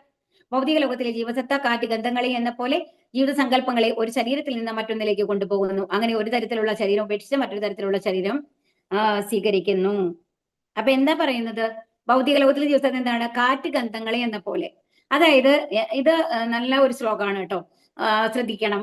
അപ്പൊ എന്താ പറയണെന്നുണ്ടെങ്കിൽ, നമ്മൾ മരിച്ചു കഴിയുമ്പോൾ എന്താ ഉണ്ടാവുന്നത്? നമ്മുടെ ആത്മാവ് വേറൊരു ശരീരത്തിലേക്ക് പോകുന്നു. ഇപ്പൊ എല്ലാവർക്കും മനസ്സിലായ കാര്യമാണ്. പക്ഷേ നമ്മളുടെ ഒപ്പം കുറെ കാര്യങ്ങൾ പോകുന്നുണ്ട്. എന്താ പോണത്? നമ്മുടെ കർമ്മങ്ങൾ, നമ്മുടെ ആഗ്രഹങ്ങൾ, ഇതെല്ലാം കൂടി ചേർത്തിട്ടാണ്. നമ്മുടെ നോളജ് അല്ല, നമ്മൾ ഭൗതികമായി നേടിയ വിവരമൊന്നും അതിന്റെ കൂടെ പോവില്ല. ബട്ട് നമ്മൾ എന്തൊക്കെ കർമ്മങ്ങൾ ചെയ്തോ അതിന്റെ പ്രതികരണങ്ങളും ചേർത്തിട്ടാണ്, പാപങ്ങളും പുണ്യങ്ങളും ഒക്കെ ചേർത്തിട്ടാണ് അത് പോകുന്നത്. അപ്പൊ ഇവിടെ എന്താ പറയുന്നത്? ജീവിതത്തിൽ കാറ്റ്, ഗന്ധങ്ങൾ. അപ്പൊ ഒരു കാറ്റ് ഇങ്ങനെ വീശിക്കൊണ്ട് പോകുമ്പോ എന്തുണ്ടാവും? അവിടെ എന്ത് ഗന്ധമാണുള്ളത്, പൂക്കളുടെ ഗന്ധമാണെങ്കിൽ ആ ഗന്ധത്തിനെയും വഹിക്കും, ഒരു ദുർഗന്ധാണെങ്കിൽ ആ ദുർഗത്തിനെയും വഹിച്ചു കൊണ്ടുപോകും അല്ലെ. അപ്പൊ നമ്മൾ ഏത് തരത്തിലുള്ള പ്രവൃത്തികളിലാണോ ഏർപ്പെട്ടിരുന്നത് അതിന്റെ ഫലങ്ങളെയും കൊണ്ടാണ് ഈ ആത്മാവ് അടുത്ത ശരീരത്തിലേക്ക് പോകുന്നത് എന്ന് മനസ്സിലാക്കണം. ഓക്കെ. മരണസമയത്ത് താൻ സ്വയം വളർത്തിയെടുക്കുന്ന ബോധമാണ് ഇനി എടുക്കാൻ പോകുന്ന ദേഹം എന്തെന്ന് തീരുമാനിക്കുന്നത്. തന്റെ ബോധത്തെ ഒരു പൂച്ചയുടെയോ പട്ടിയുടെയോ മട്ടിലാണ് അയാൾ ആക്കി തീർക്കുന്നതെങ്കിൽ തീർച്ചയായും അത്തരം ഒരു ഉടലാണ് ലഭിക്കുക. നമ്മൾ മരിക്കുന്ന സമയത്ത് ഒരു നായയെ കുറിച്ചാണ് ചിന്തിക്കുന്നതെന്നുണ്ടെങ്കിൽ നായയുടെ ജന്മം നമ്മൾക്ക് കിട്ടും, പൂച്ചയെ ആണെങ്കിൽ പൂച്ചയുടെ ജന്മം നമ്മൾക്ക് കിട്ടും. അതുപോലെ നമ്മുടെ ആഗ്രഹങ്ങൾ, എന്ത് ഭക്ഷണ സാധനങ്ങൾ നമുക്ക് കഴിക്കാനുണ്ട്, അല്ലെങ്കിൽ ലൈംഗികാസക്തി ഉണ്ട്, ആ ആഗ്രഹങ്ങൾക്ക് വളരെ കൂടുതലാണെങ്കിൽ അത് പൂർത്തീകരിക്കാൻ പറ്റുന്ന രീതിയിലുള്ള ഒരു മൃഗത്തിന്റെ ശരീരം നമ്മൾക്ക് ലഭിക്കും. അയാൾ തന്റെ ബോധത്തെ ദൈവിക കാര്യങ്ങളിലാണ് ഉറപ്പിക്കുന്നതെങ്കിൽ അയാൾക്ക് കൈവരുന്നത് ദേവരൂപമായിരിക്കും. അതല്ല ഭഗവാനെ തന്നെ, ചിലപ്പോൾ ചില ആൾക്കാർ പോട്ടെ കൃഷ്ണനെ ആവണമെന്നില്ല, ഇപ്പൊ ശിവനെയോ ഗണപതിയോ ഒക്കെ പ്രാർത്ഥിച്ചുകൊണ്ട് മരിക്കുന്ന ആൾക്കാരാണ് നിൽക്കും. ഉറച്ച വിശ്വാസമുള്ള കുറെ ആൾക്കാരുണ്ടാവും അല്ലെ. അങ്ങനത്തെ ചിന്തകളിലാണെന്നുണ്ടെങ്കിൽ അവർക്ക് എവിടെ കിട്ടും, അവരുടെ ലോകങ്ങളിലേക്ക് പോവാം.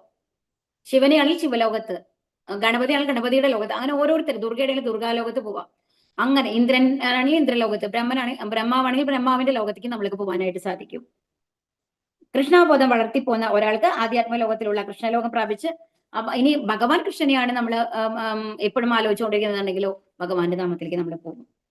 ദേഹനാശത്തോടെ എല്ലാം തീർന്നു എന്നത് പൊള്ളയായ അവകാശവാദമാണ്. നമ്മൾ എന്ത് വേണം, അപ്പൊ നമ്മളുടെ ഓരോ പ്രവൃത്തികളും നമ്മൾ ചിന്തിച്ച് വേണം.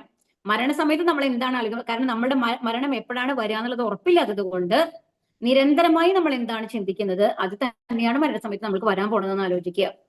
അപ്പൊ നിരന്തരമായി ഒരു ഭഗവത് സ്മരണ കൊണ്ടുവരാനായിട്ട് ശ്രമിക്കണം. സ്ത്രോത്രം ചക്ഷുസ്പർശനം ച രസനം ഘ്രാണമേവ ച അധിഷ്ഠായ മനശ്ചാനം വിഷയാനുപസേവതേ. ഇപ്രകാരം മറ്റൊരു സ്ഥൂല ശരീരം കൈക്കൊള്ളുന്ന ജീവസത്ത മനസ്സിനുണ്ടങ്ങിയ അഞ്ചിന്ദ്രിയങ്ങൾ കണ്ണ്, ചെവി, നാവ്, മൂക്ക്, ത്വക്ക് എന്നിവ സ്വീകരിക്കുകയും അവയിലൂടെ ഒരു കൂട്ടം ഇന്ദ്രിയ വിഷയങ്ങളെ ആസ്വദിക്കുകയും ചെയ്യുന്നു. അപ്പൊ ഇങ്ങനെ ഒരു സ്ഥൂല ശരീരം, നമ്മളുടെ ഒരു ആത്മാവ് നമ്മളിൽ നിന്ന് പോയി വേറൊരു ശരീരത്തിലേക്ക് എത്തി. അത് ഏത് ശരീരമാണോ നമ്മൾക്ക് ലഭിച്ചത് ആ ശരീരത്തിന്റെ ഇന്ദ്രിയങ്ങളിൽ കൂടി എന്ത് ചെയ്യുന്നു, നമ്മൾ ഇന്ദ്രിയ വിഷയങ്ങളെ ആസ്വദിക്കുന്നു. ഒരു നായയുടെ ആണ് ജനിച്ചത് എന്നുണ്ടെങ്കിൽ എന്തായിരിക്കും, എങ്ങനത്തെ കാര്യങ്ങളോടായിരിക്കും അതിന് താല്പര്യം എന്നുള്ളത് എല്ലാവർക്കും അറിയുന്ന കാര്യങ്ങളല്ലേ. പൂച്ചയാണെങ്കിൽ ആ പൂച്ചയുടെ മാതിരി അതിന് ആവശ്യമുള്ള സാധനങ്ങളൊക്കെ അത് കഴിക്കുന്നു. അവർ മയിലാണെങ്കിലോ അത് എന്തൊക്കെ സാധനങ്ങളാണ് കൊത്തി കഴിക്കുക എന്നുള്ളത് നമുക്കറിയാം, പാമ്പിനെ പോലും ചെയ്യും അല്ലെ ഇതായിട്ട്. അപ്പൊ അത്തരം ഒരു ആഗ്രഹങ്ങളും ഏത് ശരീരമാണോ കിട്ടിയിട്ടുള്ളത് അതിനനുസരിച്ചുള്ള ഇന്ദ്രിയങ്ങൾ അതിന് ലഭിക്കുന്നു. ആ ഇന്ദ്രിയങ്ങൾ കൊണ്ട് എന്തൊക്കെ അനുഭവിക്കാൻ സാധിക്കുമോ അതെല്ലാം ആസ്വദിക്കാനായിട്ട് ശ്രമിക്കുന്നു എന്നുള്ളതാണ് പറയുന്നത് കേട്ടോ. ഉത്ക്രാമന്തം സ്ഥിതം വാ വിമുജ്ജാനം വാ ഗുണാനിതം വിമൂഢാനാന് പശ്യന്തി ജ്ഞാന ചക്ഷുഷക. ജീവാത്മാവ് എങ്ങനെ ഈ ശരീരം വിട്ടുപോകുന്നുവെന്നോ ഗുണങ്ങളുടെ ആകർഷണത്തിൽ വഴിപ്പെട്ട ഏതുതരം ശരീരത്തെയാണ് സ്വീകരിച്ച് അനുഭവിക്കുന്നതെന്നോ മൂഢന്മാർക്ക് അറിയാൻ വയ്യ. ജ്ഞാനത്തിന്റെ അകക്കണ്ണ് തെളിഞ്ഞവർക്ക് ഇതെല്ലാം പ്രത്യക്ഷമാകുന്നു. അപ്പൊ എന്താണ്, ഒരു ജീവാത്മാവ് ഈ ശരീരം എങ്ങനെയാണ് വിട്ടുപോകണെന്നുള്ളത് നമ്മൾക്കറിയൂ, മൂഢന്മാർക്കറിയില്ല. നമ്മൾക്കറിയാം എന്തെന്ന്, ഈ ശരീരം അത് ഭഗവാനാണ് അല്ലെ, ഭഗവാന്റെ സത്തയാണ് ജീവാത്മാവ് എന്ന് പറയുന്നത്. അപ്പൊ ഭഗവാന്റെ ഇച്ഛയ്ക്കനുസരിച്ച് പരമാത്മാവ് എപ്പോഴാണോ നമ്മുടെ ശരീരത്തിനെ വിട്ടു പോകണം എന്നുള്ളത്, ജീവാത്മാവ് വിട്ടു പോകണമെന്ന് തീരുമാനിക്കുന്ന ആ സമയത്ത് ജീവാത്മാവ് ശരീരത്തെ വിട്ട് പുറത്തേക്ക് പോകും എന്നുള്ളതാണ്. അപ്പൊ ശരിക്കും പക്ഷേ എത്രയോ ആയിരം തേളുകൾ കുത്തുന്ന വേദനയാണെന്ന് പറയുന്നത് ഈ മരണവേദന എന്ന് പറയുന്നത്. നമ്മളിപ്പോ പല അസുഖങ്ങളും നമ്മൾ പറയുമ്പോൾ ക്യാൻസർ ഒക്കെ ഭയങ്കര പെയിൻഫുൾ ആണ്. പക്ഷെ ഒന്നുമല്ല നമ്മള് ശരിക്കും കൃഷ്ണാവബോധത്തില് ഭഗവത് ഭക്തന്മാരല്ലാത്ത ആൾക്കാരുടെ മരണം എന്ന് പറയുന്നത് അത്രയും ഹൊറിബിൾ ആണെന്ന് പറയുന്നത്. അത്രയും തേളുകൾ കുത്തണമായിട്ട് ഒരു വേദനയാണത്രേ നമ്മുടെ ഈ ആത്മാവ് വേറെ ശരീരത്തിലേക്ക് പോവുക എന്ന് പറയുന്നത്. എന്നാൽ ഭക്തന്മാർക്ക് ആ വേദന അറിയേയില്ല എന്നാണ് പറയുന്നത്. അപ്പൊ എന്താണ് ഗുണങ്ങൾ, അപ്പൊ എന്താ പറയുന്നത്, ഒരു ശരീരത്തെ ശരിക്കും നമ്മൾക്ക് അറിയില്ല എങ്ങനെയാണെന്നുള്ളത്. ജ്ഞാനത്തിന്റെ അകക്കണ്ണ് തെളിഞ്ഞവർക്ക് ഇതെല്ലാം പ്രത്യക്ഷമാകുന്നു. അപ്പൊ ജ്ഞാനത്തിന്റെ, അതായത് ഭഗവാനെ കുറിച്ച് അറിഞ്ഞ ഭഗവത് ഭക്തനായ ആൾക്കാർക്ക് എന്താ അറിയാം, നമ്മൾ ഭഗവാനെ പൂർണ്ണമായും ഭഗവാന് സമർപ്പിച്ച് ജീവിക്കുന്ന ആൾക്കാർക്ക് ഏത് ആഗ്രഹങ്ങളും ഇല്ല, എല്ലാം ഭഗവാൻ ഇച്ഛ മാത്രമാണെങ്കിൽ തീർച്ചയായിട്ടും എന്താണ്, ഈ ജന്മം കഴിഞ്ഞാൽ തീർച്ചയായിട്ടും ഭഗവത്ധാമത്തിലേക്കാണ് പോകാൻ പോകുന്നത്. അപ്പൊ പിന്നെ നമ്മൾ അത്രയും എന്താണ് നമ്മൾ ശരിയാണ്. ഇപ്പൊ നമ്മളൊരു വാടക വീട്ടിൽ താമസിക്കാൻ നിൽക്കൂ, നമ്മൾ അതിന് വേണ്ടി അടുത്തത് ഒരു വീട് വെക്കണം എന്നുള്ള ഒരു പ്രയത്നത്തിലാണ് നമ്മളുള്ളത് നിൽക്കുക. അത് കഴിഞ്ഞിട്ട് നമ്മൾ വളരെയധികം പ്രയത്നിച്ചുകൊണ്ട് നമ്മളൊരു വീട് സ്വന്തമാക്കി ആ വീട്ടിലേക്ക് പോകുമ്പോഴത്തെ ഒരു സന്തോഷം എന്തായിരിക്കും ആലോചിച്ച് നോക്കൂ. നമ്മളുടെ സ്ഥലത്തേക്ക് നമ്മൾ പോവാണ് അല്ലെ, ഇനി ആർക്കും വാടക കൊടുക്കണ്ട. അതുപോലെ അവർ പറയുന്ന കണ്ടീഷൻസിന് നമ്മൾ ഒബേ ചെയ്യേണ്ട ആവശ്യമില്ല. അങ്ങനെ കുറെ കാര്യങ്ങളില്ലേ സ്വന്തം വീട്ടിലേക്ക് വരുമ്പോൾ. അപ്പൊ നമ്മൾ അതുപോലെ തന്നെയാണ് നമ്മളിപ്പോൾ ഉള്ളത് വാടക ശരീരങ്ങളിലാണ്.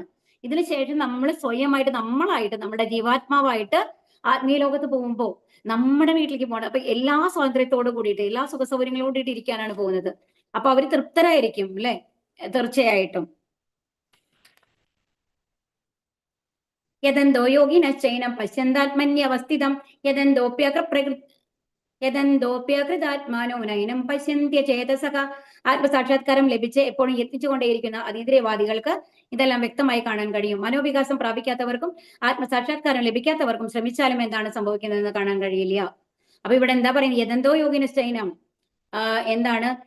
എപ്പോഴും ഭഗവാനെ കുറിച്ച് ചിന്തിച്ചുകൊണ്ട് ആത്മസാക്ഷാത്കാരം ലഭിച്ച ആൾക്കാർക്ക് മാത്രമാണ്, ശുദ്ധ ഭക്തന്മാർക്ക് മാത്രമാണ് ഇതെല്ലാം മനസ്സിലാക്കാനായിട്ട് കഴിയുള്ളൂ. എന്നാൽ ഭൗതിക കാര്യങ്ങളിലും മുഴുകി കഴിഞ്ഞു കഴിഞ്ഞിട്ട് നാളെ എന്ത് സംഭവിക്കുന്നു?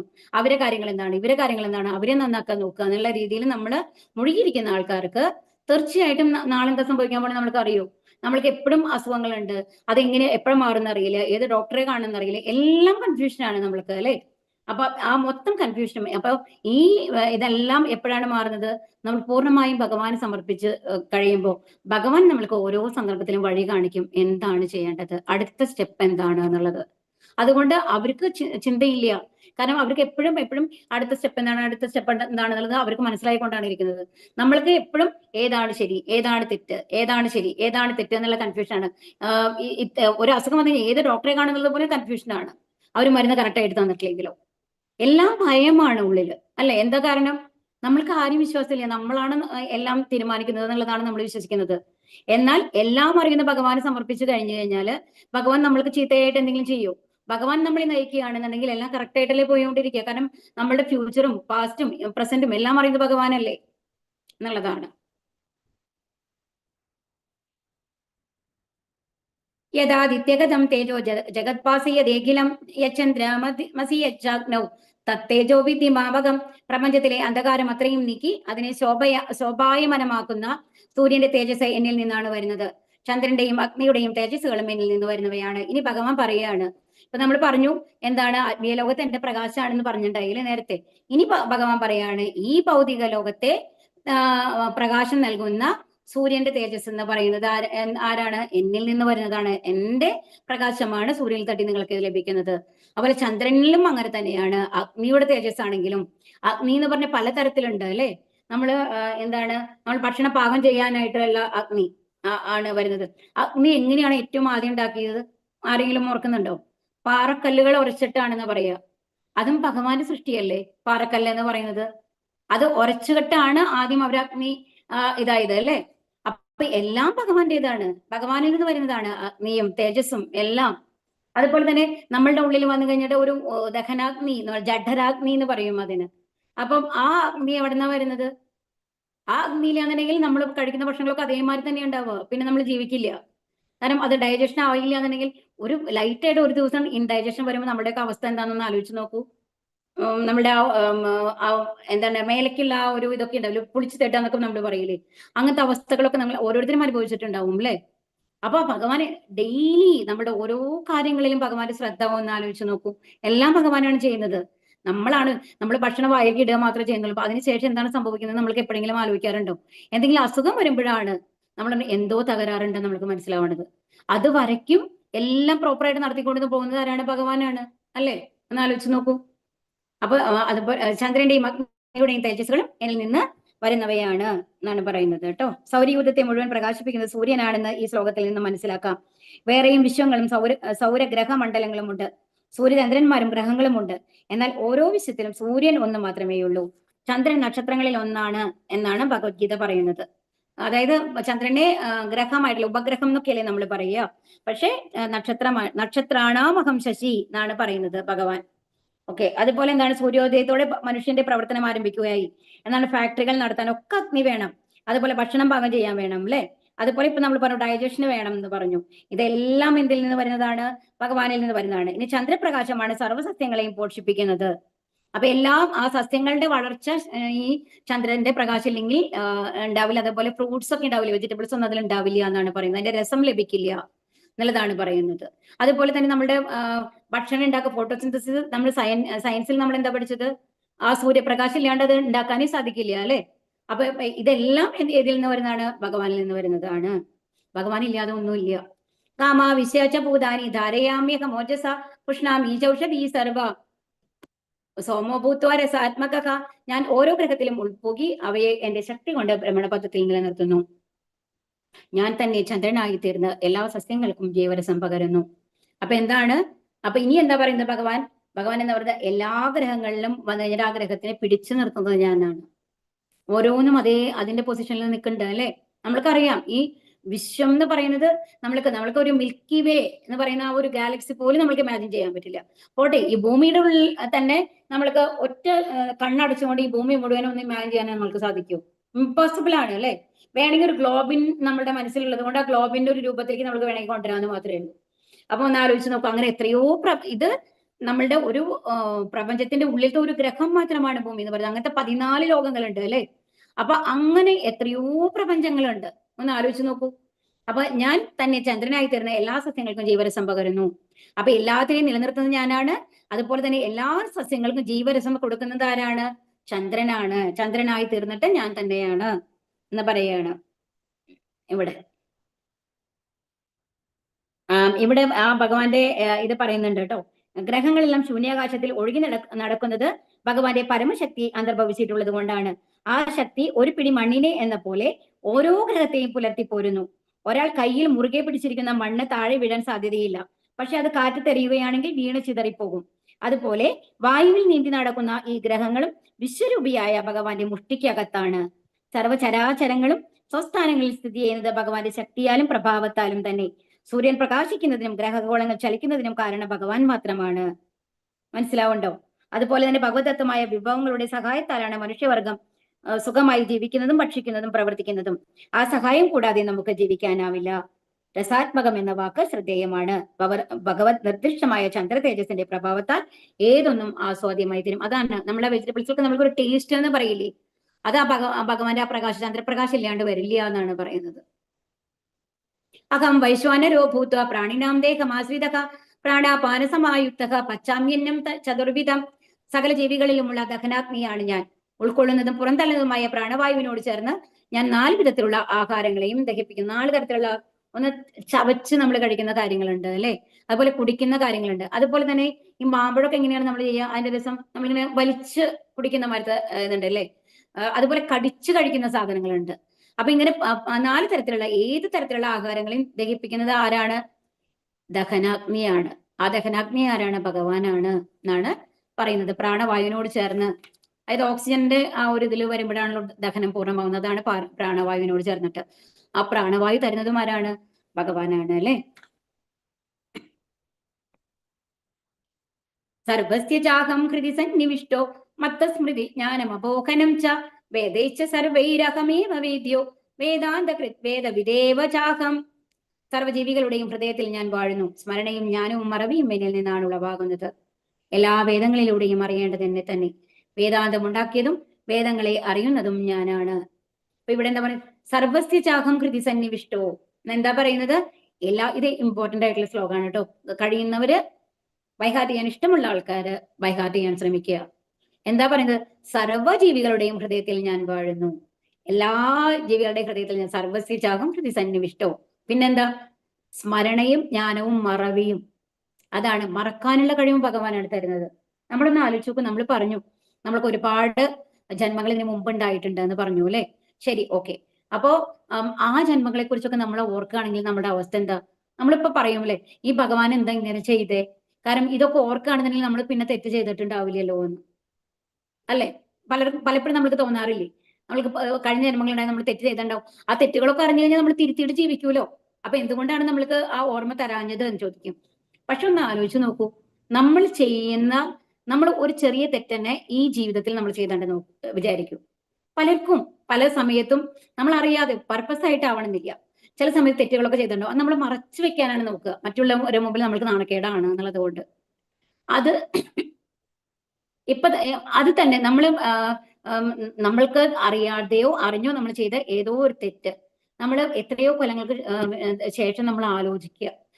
പെട്ടെന്ന് നമ്മുടെ മനസ്സിൽ വരികയാണ്, സ്ട്രൈക്ക് ആകുമ്പോൾ നമ്മൾ എന്താ ചെയ്യുക? അതിൽ നിന്ന് നമ്മുടെ മനസ്സിനെ മാറ്റാനാണ് ശ്രമിക്കുക. അതിനെക്കുറിച്ച് വീണ്ടും വീണ്ടും ചിന്തിക്കാൻ നമ്മൾ ശ്രമിക്കില്ല. അല്ലെ? അപ്പൊ എത്രയോ അങ്ങനത്തെ കാര്യങ്ങൾ ഓരോരുത്തരുടെ ലൈഫിലും ഉണ്ടാവാം. അപ്പൊ അതാണ്. അപ്പൊ അങ്ങനത്തെ ഒരു ചെറിയ കാര്യം പോലും നമ്മൾ ഓർക്കാൻ ഇഷ്ടപ്പെടുന്നില്ല. അത് നമ്മളുടെ മുമ്പോട്ടുള്ള ജീവിതത്തിനെ തടസ്സപ്പെടുത്തുന്ന മാതിരിയാണ് ഉണ്ടാവുക ആ ചിന്തകൾ നമ്മൾക്ക്. അപ്പൊ അങ്ങനെയാണെങ്കിൽ ഈ അത്രയോ തെറ്റുകൾ, എത്രയോ ജന്മങ്ങൾ നമ്മൾ ചെയ്ത തെറ്റുകൾ മുഴുവൻ നമ്മുടെ ഉള്ളിൽ വരികയാണെന്നുണ്ടെങ്കിൽ പിന്നെ നമ്മൾക്ക് അതിന്റെ റിഗ്രറ്റിൽ നമ്മൾക്ക് ഈ ജന്മത്തിൽ നമ്മൾക്ക് നന്നായിട്ട് ജീവിക്കാൻ സാധിക്കില്ല. അതുകൊണ്ടാണ് ഭഗവാൻ തന്ന ഒരു അനുഗ്രഹമാണ് മറവി എന്ന് പറയുന്നത്. അതുപോലെ തന്നെ നമ്മൾ പറയും, നമ്മൾക്ക് വേണ്ടപ്പെട്ട ആൾക്കാർ, നമ്മൾക്ക് അത്രയും ഇഷ്ടപ്പെട്ട ആൾക്കാർ പെട്ടെന്ന് സഡൻ ആയിട്ട് മരിച്ചിട്ടുള്ള അനുഭവങ്ങൾ പലർക്കും ഉണ്ടാവാം. അതിനെ ഡെയിലി നമ്മൾ ഓർത്തുകൊണ്ടിരിക്കുകയാണെന്നുണ്ടെങ്കിൽ പിന്നെ നമ്മൾക്ക് ജീവിക്കാൻ പറ്റും നമ്മൾക്ക് തോന്നുന്നുണ്ടോ? ഒന്ന് ആലോചിച്ച് നോക്കൂ. ആ മറവി ഉള്ളത് കൊണ്ടാണ് 1 2 വർഷം കഴിയുമ്പോഴേക്കും അവർ അതിൽ നിന്നൊക്കെ മാറി എന്റെ ലൈഫ് അടുത്ത ഒരു ലെവലിലേക്ക് പോകണം എന്നുള്ളത് ചിന്തിച്ചുകൊണ്ട് നമ്മൾക്ക് മൂവ് ചെയ്തിട്ട് പോകാൻ പറ്റുന്നത്. ആ മറവി നമ്മൾക്ക് തന്നിട്ടുള്ളത് കൊണ്ടാണ്. മറവി ഇല്ലാണെന്നുണ്ടെങ്കിൽ ഒരിക്കലും നമ്മൾക്ക് സന്തോഷമായിട്ട് ജീവിക്കാൻ പറ്റില്ല. ഇപ്പോഴേ നമ്മൾക്ക് സന്തോഷങ്ങളിൽ ദുഃഖങ്ങളാണ് അധികം. എന്നാലും നമ്മൾക്ക് ഒരു നിമിഷം പോലും നമ്മൾക്ക് ആ മനസ്സമാധാനം ഉണ്ടാവില്ല. അതുകൊണ്ടാണ് ഭഗവാന്റെ ഒരു അനുഗ്രഹമാണ് സത്യത്തിൽ മറവി എന്ന് പറഞ്ഞാല്. അപ്പൊ ഭഗവാൻ എന്താ പറയുന്നത്? ഇതിനു മുമ്പ് നിങ്ങൾ തെറ്റുകൾ ചെയ്തിട്ടുണ്ടാവും, ശരികൾ തെറ്റിണ്ടാവും, എല്ലാം മറന്നു പോകും. നിങ്ങൾക്ക് ഞാൻ ഒരു പുതിയ ഒരു ബ്ലാങ്ക് സ്ലേറ്റ് ആയിട്ട് നിങ്ങൾക്ക് തരികയാണ് ഒരു ലൈഫ്. ഇനി നിങ്ങൾ നന്നായിട്ട് ജീവിക്കൂ എന്നാണ് പറയുന്നത്. അപ്പോഴും നമ്മൾക്ക് ചോയ്സ് തരും. നല്ലത് ഏതാണ്, ചീത്ത ഏതാണ്, നമ്മളാണ് തിരഞ്ഞെടുക്കേണ്ടത്. അപ്പൊ എന്താണ്? സ്മരണയും ജ്ഞാനവും മറവിയും എല്ലാം ഭഗവാനിൽ നിന്നാണ് ഉണ്ടാവുന്നത്. എല്ലാ വേദങ്ങളിലൂടെയും അറിയേണ്ടത് എന്നെ തന്നെ. വേദാന്തം ഉണ്ടാക്കിയതും വേദങ്ങളെ അറിയുന്നതും ഞാനാണ് എന്നാണ് പറയുന്നത്. അപ്പൊ വേദങ്ങൾ ഉണ്ടാക്കിയത് ആരാണ്? ഭഗവാനാണ്. വിവിധ ഫലോദിഷ്ട കർമ്മങ്ങൾക്ക് ഭഗവാൻ ഫലം നൽകുന്നു.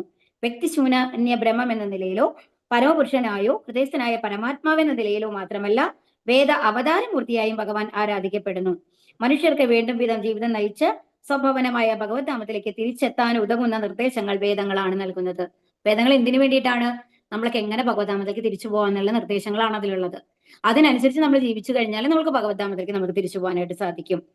അപ്പൊ കൃഷ്ണനെ പറ്റിയുള്ള അറിവ് നമുക്ക് വേദങ്ങളിലൂടെ ഉണ്ടാകുന്നു. വ്യാസദേവനായി അവതരിച്ച ശ്രീകൃഷ്ണ ഭഗവാൻ തന്നെയാണ് വേദാന്ത സൂത്രം രചിച്ചത്. ഭാഗവതത്തിൽ ചേർത്തിട്ടുള്ളതും വ്യാസകൃതവുമായ വേദാന്ത സൂത്ര ഭാഷ്യം ആ കൃതിയെപ്പറ്റി ശരിയായ അറിവ് നൽകുന്നു. അപ്പൊ ഈ ഭാഗവതം എന്തിനു വേണ്ടിയിട്ടാണ്? ആ ഭഗവത് കഥകളിലൂടെ എങ്ങനെ നമ്മൾക്ക് അത് വേദാന്ത സൂത്ര ഭാഷയാണെന്നാണ് പറയുന്നത്. അത് ആദ്യം തന്നെ തുടങ്ങുന്നത് എന്താണ്? സത്യം പരം ധീമഹി എന്നാണ് ആദ്യത്തെ ശ്ലോകത്തിന് അവസാനിപ്പിക്കുക. ജന്മാദ്യസ്യ യഥ. അപ്പൊ ഇതെല്ലാം വേദാന്ത സൂത്രത്തിന്റെ ഒരു ഇതായിട്ടാണ് വരുന്നത്. സത്യം പരം ധീമഹി ഒക്കെ. അപ്പൊ അതിന്റെ വ്യാഖ്യാനങ്ങൾ നൽകിക്കൊണ്ട് എങ്ങനെ നമ്മൾക്ക് ഭഗവാന്റെ അടുത്തേക്ക് തിരിച്ചു പോവാം എന്നുള്ളത് നമ്മൾ പഠിപ്പിക്കുകയാണ് ഭാഗവതമൊക്കെ നമ്മളെ. ബദ്ധനായ ജീവാത്മാവിന്റെ വിമോചനത്തിന് വേണ്ടി ഭക്ഷ്യവിഭവങ്ങൾ സൃഷ്ടിക്കുകയും അവയെ ഉദരാഗ്നിയാൽ ദഹിപ്പിക്കാൻ സഹായിക്കുകയും ചെയ്യുന്നു. കർമ്മങ്ങൾക്ക് സാക്ഷിയായി നിൽക്കുന്നു. വേദസ്വരൂപിയായും ഗീതോപദേഷ്ടാവായ ശ്രീകൃഷ്ണ ഭഗവാനായും ജ്ഞാനപ്രദാനം തുടർന്നു പോരുന്നു. അത്രയും പരിപൂർണനാണ് ഭഗവാൻ. അപ്പൊ ഭഗവാൻ നമ്മളുടെ ദഹനാഗ്നിയായിട്ട് വരുന്നു. പിന്നെ എന്ത് വരുന്നു? കർമ്മങ്ങൾ, നമ്മുടെ എല്ലാ കർമ്മങ്ങൾക്കും സാക്ഷിയായിട്ട്. ചീത്ത ചെയ്താലും ഭഗവാൻ നമ്മൾ വിട്ടുപോകുന്നില്ല അല്ലെ? ഇപ്പൊ നമ്മൾ ഒരാൾക്ക് എന്തെങ്കിലും ദ്രോഹം ചെയ്തു കഴിഞ്ഞാൽ അയാൾ നമ്മുടെ ഫ്രണ്ടായിട്ട് നിൽക്കുമോ? പിന്നെ ഇല്ല, അവരപ്പൊ തന്നെ തല്ലുകൂടി പോകും അല്ലെ? പക്ഷെ ഭഗവാനോ എന്ത് നമ്മൾ ചെയ്തു കഴിഞ്ഞാലും നമ്മുടെ കൂടെ നിൽക്കുകയാണ് സഹിച്ചുകൊണ്ട്. നമ്മളുടെ അല്ലെ തെറ്റാണ് ചെയ്യണമെന്ന് ഭഗവാൻ അറിയാം. എന്നിട്ടും അത് നമ്മൾ നോക്കും, മറ്റൊരാൾ തെറ്റാണ് ചെയ്ത എന്ന് പറയുമ്പോൾ നമ്മൾ പതുക്കെ അതിൽ നിന്ന് അത് നമ്മളും കൂടി അപകടത്തിൽ പെടാൻ സാധ്യതയുണ്ട് എന്ന് പറഞ്ഞാൽ നമ്മളൊന്ന് അതിൽ നിന്ന് ഊരാനാണ് നമ്മൾ നോക്കുക അല്ലെ? പക്ഷെ ഭഗവാൻ ഏത് അവസ്ഥയിലാണെങ്കിലും, നമ്മളൊരു പുഴുവായിട്ട് ജനിച്ചു കഴിഞ്ഞാലും മനുഷ്യനായിട്ട് ജനിച്ചു കഴിഞ്ഞാലും ഒരു ദേവനായിട്ടായാലും ഏത് അവസ്ഥയിലും ഭഗവാൻ നമ്മളുടെ കൂടെയുണ്ട് എന്നുള്ളതാണ്. അന്തപ്രവിഷ്ട ശാസ്താജനാനാം ദേഹം ത്യജിക്കുമ്പോൾ ജീവന വിസ്മൃതി ഉണ്ടാകുന്നു. എങ്കിൽ ഭഗവത് നിയോഗത്താൽ കഴിഞ്ഞ ജന്മം ചെയ്തു നിർത്തിയ ഘട്ടത്തിൽ നിന്ന് തന്നെ ജീവന് പുതിയ പ്രവർത്തനങ്ങൾ തുടരാം. അതാണ് പറയുന്നത്. അപ്പൊ നമ്മൾ എന്ത് ആത്മീയ പ്രവർത്തനങ്ങൾ, ഭഗവാന് വേണ്ടിയുള്ള എന്ത് പ്രവർത്തനങ്ങൾ ചെയ്തു കഴിഞ്ഞാലും അടുത്ത ജന്മത്തിൽ അവിടെ നിന്നാണ് നമ്മൾ തുടങ്ങുന്നത്. ഇപ്പൊ നിങ്ങൾ ഭഗവത്ഗീത പഠിക്കാൻ തുടങ്ങിയിട്ടുണ്ടെങ്കിൽ അങ്ങനത്തെ ഒരു ജന്മമാണ് നമ്മൾക്ക് തരിക. എവിടെയാണോ നമ്മൾ നിർത്തിയത് അവിടെ നമ്മൾ തുടങ്ങാൻ സാധിക്കുന്ന മാതിരി. എന്നാൽ നമ്മുടെ IAS പഠനങ്ങളോ ഡോക്ടർ പഠനവും അത്രയും വലിയൊരു ഡോക്ടർ ആണെന്നുണ്ടെങ്കിലും ഇതൊന്നും നമ്മുടെ അടുത്ത ജന്മത്തിൽ നമ്മുടെ കൂടെ നിൽക്കില്ല. അതെല്ലാം ശരീരത്തിന്റെ കൂടെ പോകും. എന്നാൽ ഭഗവാനെ കുറിച്ച് നമ്മൾ നേടുന്ന ജ്ഞാനമെല്ലാം വന്നു കഴിഞ്ഞിട്ട് എത്രത്തോളം നമ്മൾ ജ്ഞാനം നേടിയോ അവിടെ നിന്ന്, അപ്പൊ ഈ ജന്മത്തിൽ നമ്മൾ മാക്സിമം അറിവ് നേടാൻ ശ്രമിക്കുക. അപ്പൊ എന്താണ്? അടുത്തൊരു ജന്മം വരുമ്പോൾ നമുക്ക് അവിടെ നിന്ന് തുടങ്ങാം എന്നുള്ളതാണ് ഏറ്റവും വലിയ അനുഗ്രഹം നമ്മൾക്ക് ഇതിൽ തരുന്നത് കേട്ടോ. ദ്വാവിമൗ പുരുഷൗ ലോകേ ക്ഷരശ്ചാക്ഷര ഏവജ ക്ഷര സർവാണി ഭൂതാനി കൂടസ്ഥോക്ഷര ഉച്ചതേ. പുരുഷന്മാർ രണ്ടുവിധം, തെറ്റ് പറ്റാവുന്നവരും അല്ലാത്തവരും. ഭൗതിക ലോകത്തിലെ ജീവാത്മാക്കളെല്ലാം തെറ്റ് പറ്റാവുന്നവരാവുന്നു. ആധ്യാത്മിക ലോകത്തിലുള്ള ജീവാത്മാക്കൾക്ക് തെറ്റുപറ്റുകയില്ല. അപ്പൊ ഇത് രണ്ട് തരത്തിലുള്ള ഇതാണ് പറയുന്നത്. അപ്പൊ നമ്മുടെ ഭൗതിക ലോകത്തിലുള്ള ആൾക്കാരൊക്കെ ബദ്ധാത്മകളാണ്. നമ്മൾ പറഞ്ഞില്ലേ 3 പ്രകൃതി ഗുണങ്ങളുടെ അധീനത്തിലുള്ളവരാണ്. അതുകൊണ്ടാണ് ബദ്ധാത്മാക്കൾ. അതുകൊണ്ട് നമ്മൾക്ക് തെറ്റ് പറ്റും. ആൻഡ് നമ്മളുടെ ഏതും പൂർണ്ണമല്ല. എന്താണ്, നമ്മൾ 4 ഡിഫക്ട്സ് ആണ് നമ്മളുടെ ഈ ഭൗതിക ലോകത്തിലുള്ള ആൾക്കാർക്ക് പറയാം. ആർക്കെങ്കിലും ഓർമ്മയുണ്ടോ? ആർക്കെങ്കിലും അറിയാമോ? 4 തരത്തിലുള്ള ഡിഫക്ട്സ് ഉണ്ട് നമ്മൾക്ക്. അറിയില്ല, മറന്നുപോയോ? എന്താണ്? നമ്മളുടെ ഇന്ദ്രിയങ്ങളൊന്നും നമ്മളുടെ പെർഫെക്റ്റ് അല്ല. അതായത് നമ്മൾ കാണുന്നതെല്ലാം പൂർണ്ണമല്ല, നമ്മൾ കേൾക്കുന്നതെല്ലാം ശരിയാവണമെന്നില്ല, പൂർണ്ണമായിട്ടും ശരിയാവണമെന്നില്ല. അതാണ് നമ്മുടെ ഇന്ദ്രിയങ്ങൾ. പിന്നെന്താ നമ്മൾക്ക് വരിക? നമ്മൾക്ക് തെറ്റ് ചെയ്യാനുള്ള പ്രവണതയുണ്ട് നമ്മൾക്ക്. അതുപോലെ ചീറ്റിംഗ് പ്രൊപ്പൻസിറ്റി, മറ്റുള്ളവരെ ചതിക്കാനുള്ള ആ ഒരു പ്രവണത നമ്മൾക്ക് ഉണ്ടാവും. അപ്പൊ ഇങ്ങനെ എക്സ്ക്യൂസ് മീ, അപ്പൊ ഇത്തരം ഡിഫക്ട്സ് നമ്മൾക്ക് ഉള്ളത് കൊണ്ട് എന്താണ്, നമ്മൾക്ക് തെറ്റ് പറ്റും, തെറ്റ് പറ്റാം. അപ്പൊ പക്ഷെ ആധ്യാത്മിക ലോകത്തിലുള്ള ആൾക്കാരൊക്കെ എന്താണ്, ശാശ്വതാംശങ്ങളാണ് ഭഗവാന്റെ. അവിടെ എന്ന് പറയുമ്പോൾ തെറ്റ് ശരികളില്ല, എല്ലാം കറക്റ്റായിട്ട് ചെയ്യുന്നത്. അത് അങ്ങനത്തെ ആൾക്കാരെയാണ് സിദ്ധ എന്ന് പറയുന്നത്. നമ്മള് ബദ്ധാത്മാ എന്ന് പറയില്ലേ, അവര് മുക്താത്മാക്കളാണ്. അപ്പം നമ്മളെ നിത്യബദ്ധ എന്ന് പറയും, അവരെ നിത്യസിദ്ധ എന്ന് പറയും. ഭൗതിക ലോകത്തിലുള്ള ആൾക്കാരെ നിത്യബദ്ധ എന്നാണ് പറയുക. ആത്മീയ ലോകത്തിലുള്ള ആൾക്കാർ എന്താ പറയുക? നിത്യസിദ്ധ എന്ന് പറയും കേട്ടോ. ഭഗവത് വചനം അനുസരിച്ച് ജീവസത്തകൾ 2 വിധത്തിലുണ്ട്. മനസ്സും പഞ്ചേന്ദ്രിയങ്ങളുമുള്ള ബന്ധത്താൽ ജീവസത്തകൾ അസ്ഥിരങ്ങളായ ഭൗതിക ശരീരങ്ങളിൽ പെട്ടുവിടലുന്നു. അതാണ് ബദ്ധൻ എന്ന് പറയുന്നത്. കാരണം നമ്മൾക്ക് പഞ്ചഭൂത നിർമ്മിതമായിട്ടുള്ള നമ്മുടെ ശരീരം ഉണ്ടല്ലേ, സ്ഥൂല ശരീരവും സൂക്ഷ്മ ശരീരവും ഉണ്ട്. ആധ്യാത്മിക ലോകത്തിൽ ദേഹം പദാർത്ഥ നിർമ്മിതമല്ല, അതുകൊണ്ട് അതിന് മാറ്റമില്ല. അവിടെ ശാശ്വത ആത്മാക്കളാണ്, ഭഗവാന്റെ മാരി സച്ചിദാനന്ദ സ്വരൂപങ്ങളാണ്. ഭൗതിക ലോകത്തിൽ ജീവികൾക്ക് 6 വിധം മാറ്റങ്ങളുണ്ട്. ഏതൊക്കെയാ? ജനനം, വളർച്ച, സ്ഥിതി, പ്രത്യുൽപാദനം, ക്ഷയം, നാശം. ഇതെല്ലാവർക്കും അറിയണതല്ലേ? നമ്മൾ ജനിക്കും, അത് കഴിഞ്ഞാൽ വളരും, അത് കഴിഞ്ഞാൽ പിന്നെ ഒരേ ലെവലിൽ നിൽക്കും, അത് കഴിഞ്ഞാൽ പ്രത്യുൽപാദനം, അടുത്ത ജനറേഷൻ നമ്മൾക്ക് ഉണ്ടാക്കാൻ പറ്റും, പിന്നെ നമ്മുടെ ശരീരം ക്ഷയിക്കാൻ തുടങ്ങും, നശിക്കും എന്നുള്ളത്. പക്ഷെ ആധ്യാത്മിക ലോകത്ത് ഈ മാറ്റങ്ങളില്ല. വാർദ്ധക്യമോ ജനന മരണങ്ങളോ ഇല്ല, എല്ലാം ഏകഭാവത്തിൽ വർത്തിക്കുന്നു. ശരസ്സർവാണി ഭൂതാനി. ആദിമസൃഷ്ടാവായ ബ്രഹ്മാവ് മുതൽ ഒരു ചെറിയ ഉറുമ്പ് വരെയുള്ള ജീവജാലങ്ങൾക്ക് ശാരീരിക മാറ്റങ്ങൾ സംഭവിച്ചുകൊണ്ടേയിരിക്കുന്നു. ക്ഷരങ്ങളാണ്. എന്നാൽ നിത്യസിദ്ധ എന്ന് പറയുന്നത് അക്ഷരങ്ങളാണ്, അവർക്ക് നാശമില്ല. 2-3 വ്യത്യാസങ്ങളാണ് നമ്മൾ പറഞ്ഞത്, നോട്ട് ചെയ്തോളൂ കേട്ടോ. എന്താണ് പറഞ്ഞത്? നമ്മൾ ഭൗതിക ശരീരത്തിലാണ് ഉഴലുന്നത്, എന്നാൽ അവർക്ക് വന്നിട്ട് സച്ചിദാനന്ദ സ്വരൂപമാണ്. അവരുടെ ശരീരവും ആത്മാവും തമ്മിൽ വ്യത്യാസമില്ല. പിന്നെന്താണ്? ഭൗതിക ശരീര ലോകത്ത് 6 വിധത്തിലുള്ള മാറ്റങ്ങൾക്ക് വിധേയരാകുന്നു. അതിൽ പറഞ്ഞോളൂ, ജനനം, വളർച്ച, സ്ഥിതി, പ്രത്യുൽപാദനം, ക്ഷയം, നാശം. എന്നാൽ ഇത്തരം മാറ്റങ്ങൾ ആത്മീയ ലോകത്തില്ല.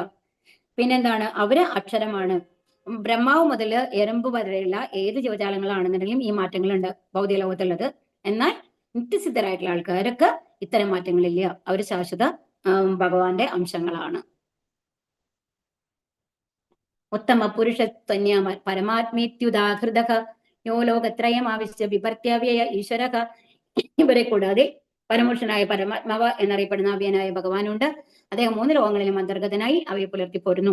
ഈ 3 ലോകങ്ങളിലും എന്ന് പറഞ്ഞു കഴിഞ്ഞാല് നമ്മളുടെ സ്വർഗ്ഗലോകങ്ങളായിക്കോട്ടെ, ഇതായിക്കോട്ടെ, നമ്മളുടെ ലോകമാവട്ടെ, താഴെ പാത, എല്ലാ ലോകങ്ങളിലും ആരാണ്? പരമാത്മാ രൂപത്തില് ഭഗവാൻ എല്ലാവരുടെ ഉള്ളിലും ഉണ്ട് എന്നുള്ളതാണ് ഇവിടെ പറയുന്നത് കേട്ടോ. അവർക്കുപരിയാണ്. എന്നാൽ ബദ്ധരമുക്തരമായ ജീവാത്മാക്കൾ സംഖ്യാതീതരാണ്. അവർക്കുപരിയാണ് പരമാത്മാവായ പരമപുരുഷൻ. നിത്യവും നിത്യാനാം ചേതന ചേതനാനാം. ബദ്ധരമുക്തരുമായ ജീവസത്തകൾക്കിടയിൽ അത്യുന്നതനായ ഒരു ജീവസത്തയുണ്ട്. ആ ഭഗവാൻ ജീവാത്മാക്കളെ സംരക്ഷിക്കുകയും അവരുടെ വ്യത്യസ്ത കർമ്മങ്ങളെ മുൻനിർത്തിക്കൊണ്ട് സുഖ ദുഃഖാനുഭവങ്ങൾ നൽകുകയും ചെയ്യുന്നു. ഇത് ഇമ്പോർട്ടന്റ് പോയിന്റ്. ജീവാത്മാക്കളെ സംരക്ഷിക്കുന്നു, എന്നാൽ എങ്ങനത്തെ ഇതാണ് അവർ തരിക? അവരുടെ കർമ്മങ്ങൾക്കനുസരിച്ച് സുഖങ്ങളും ദുഃഖങ്ങളുമായിട്ടുള്ള അനുഭവങ്ങൾ നൽകുന്നു.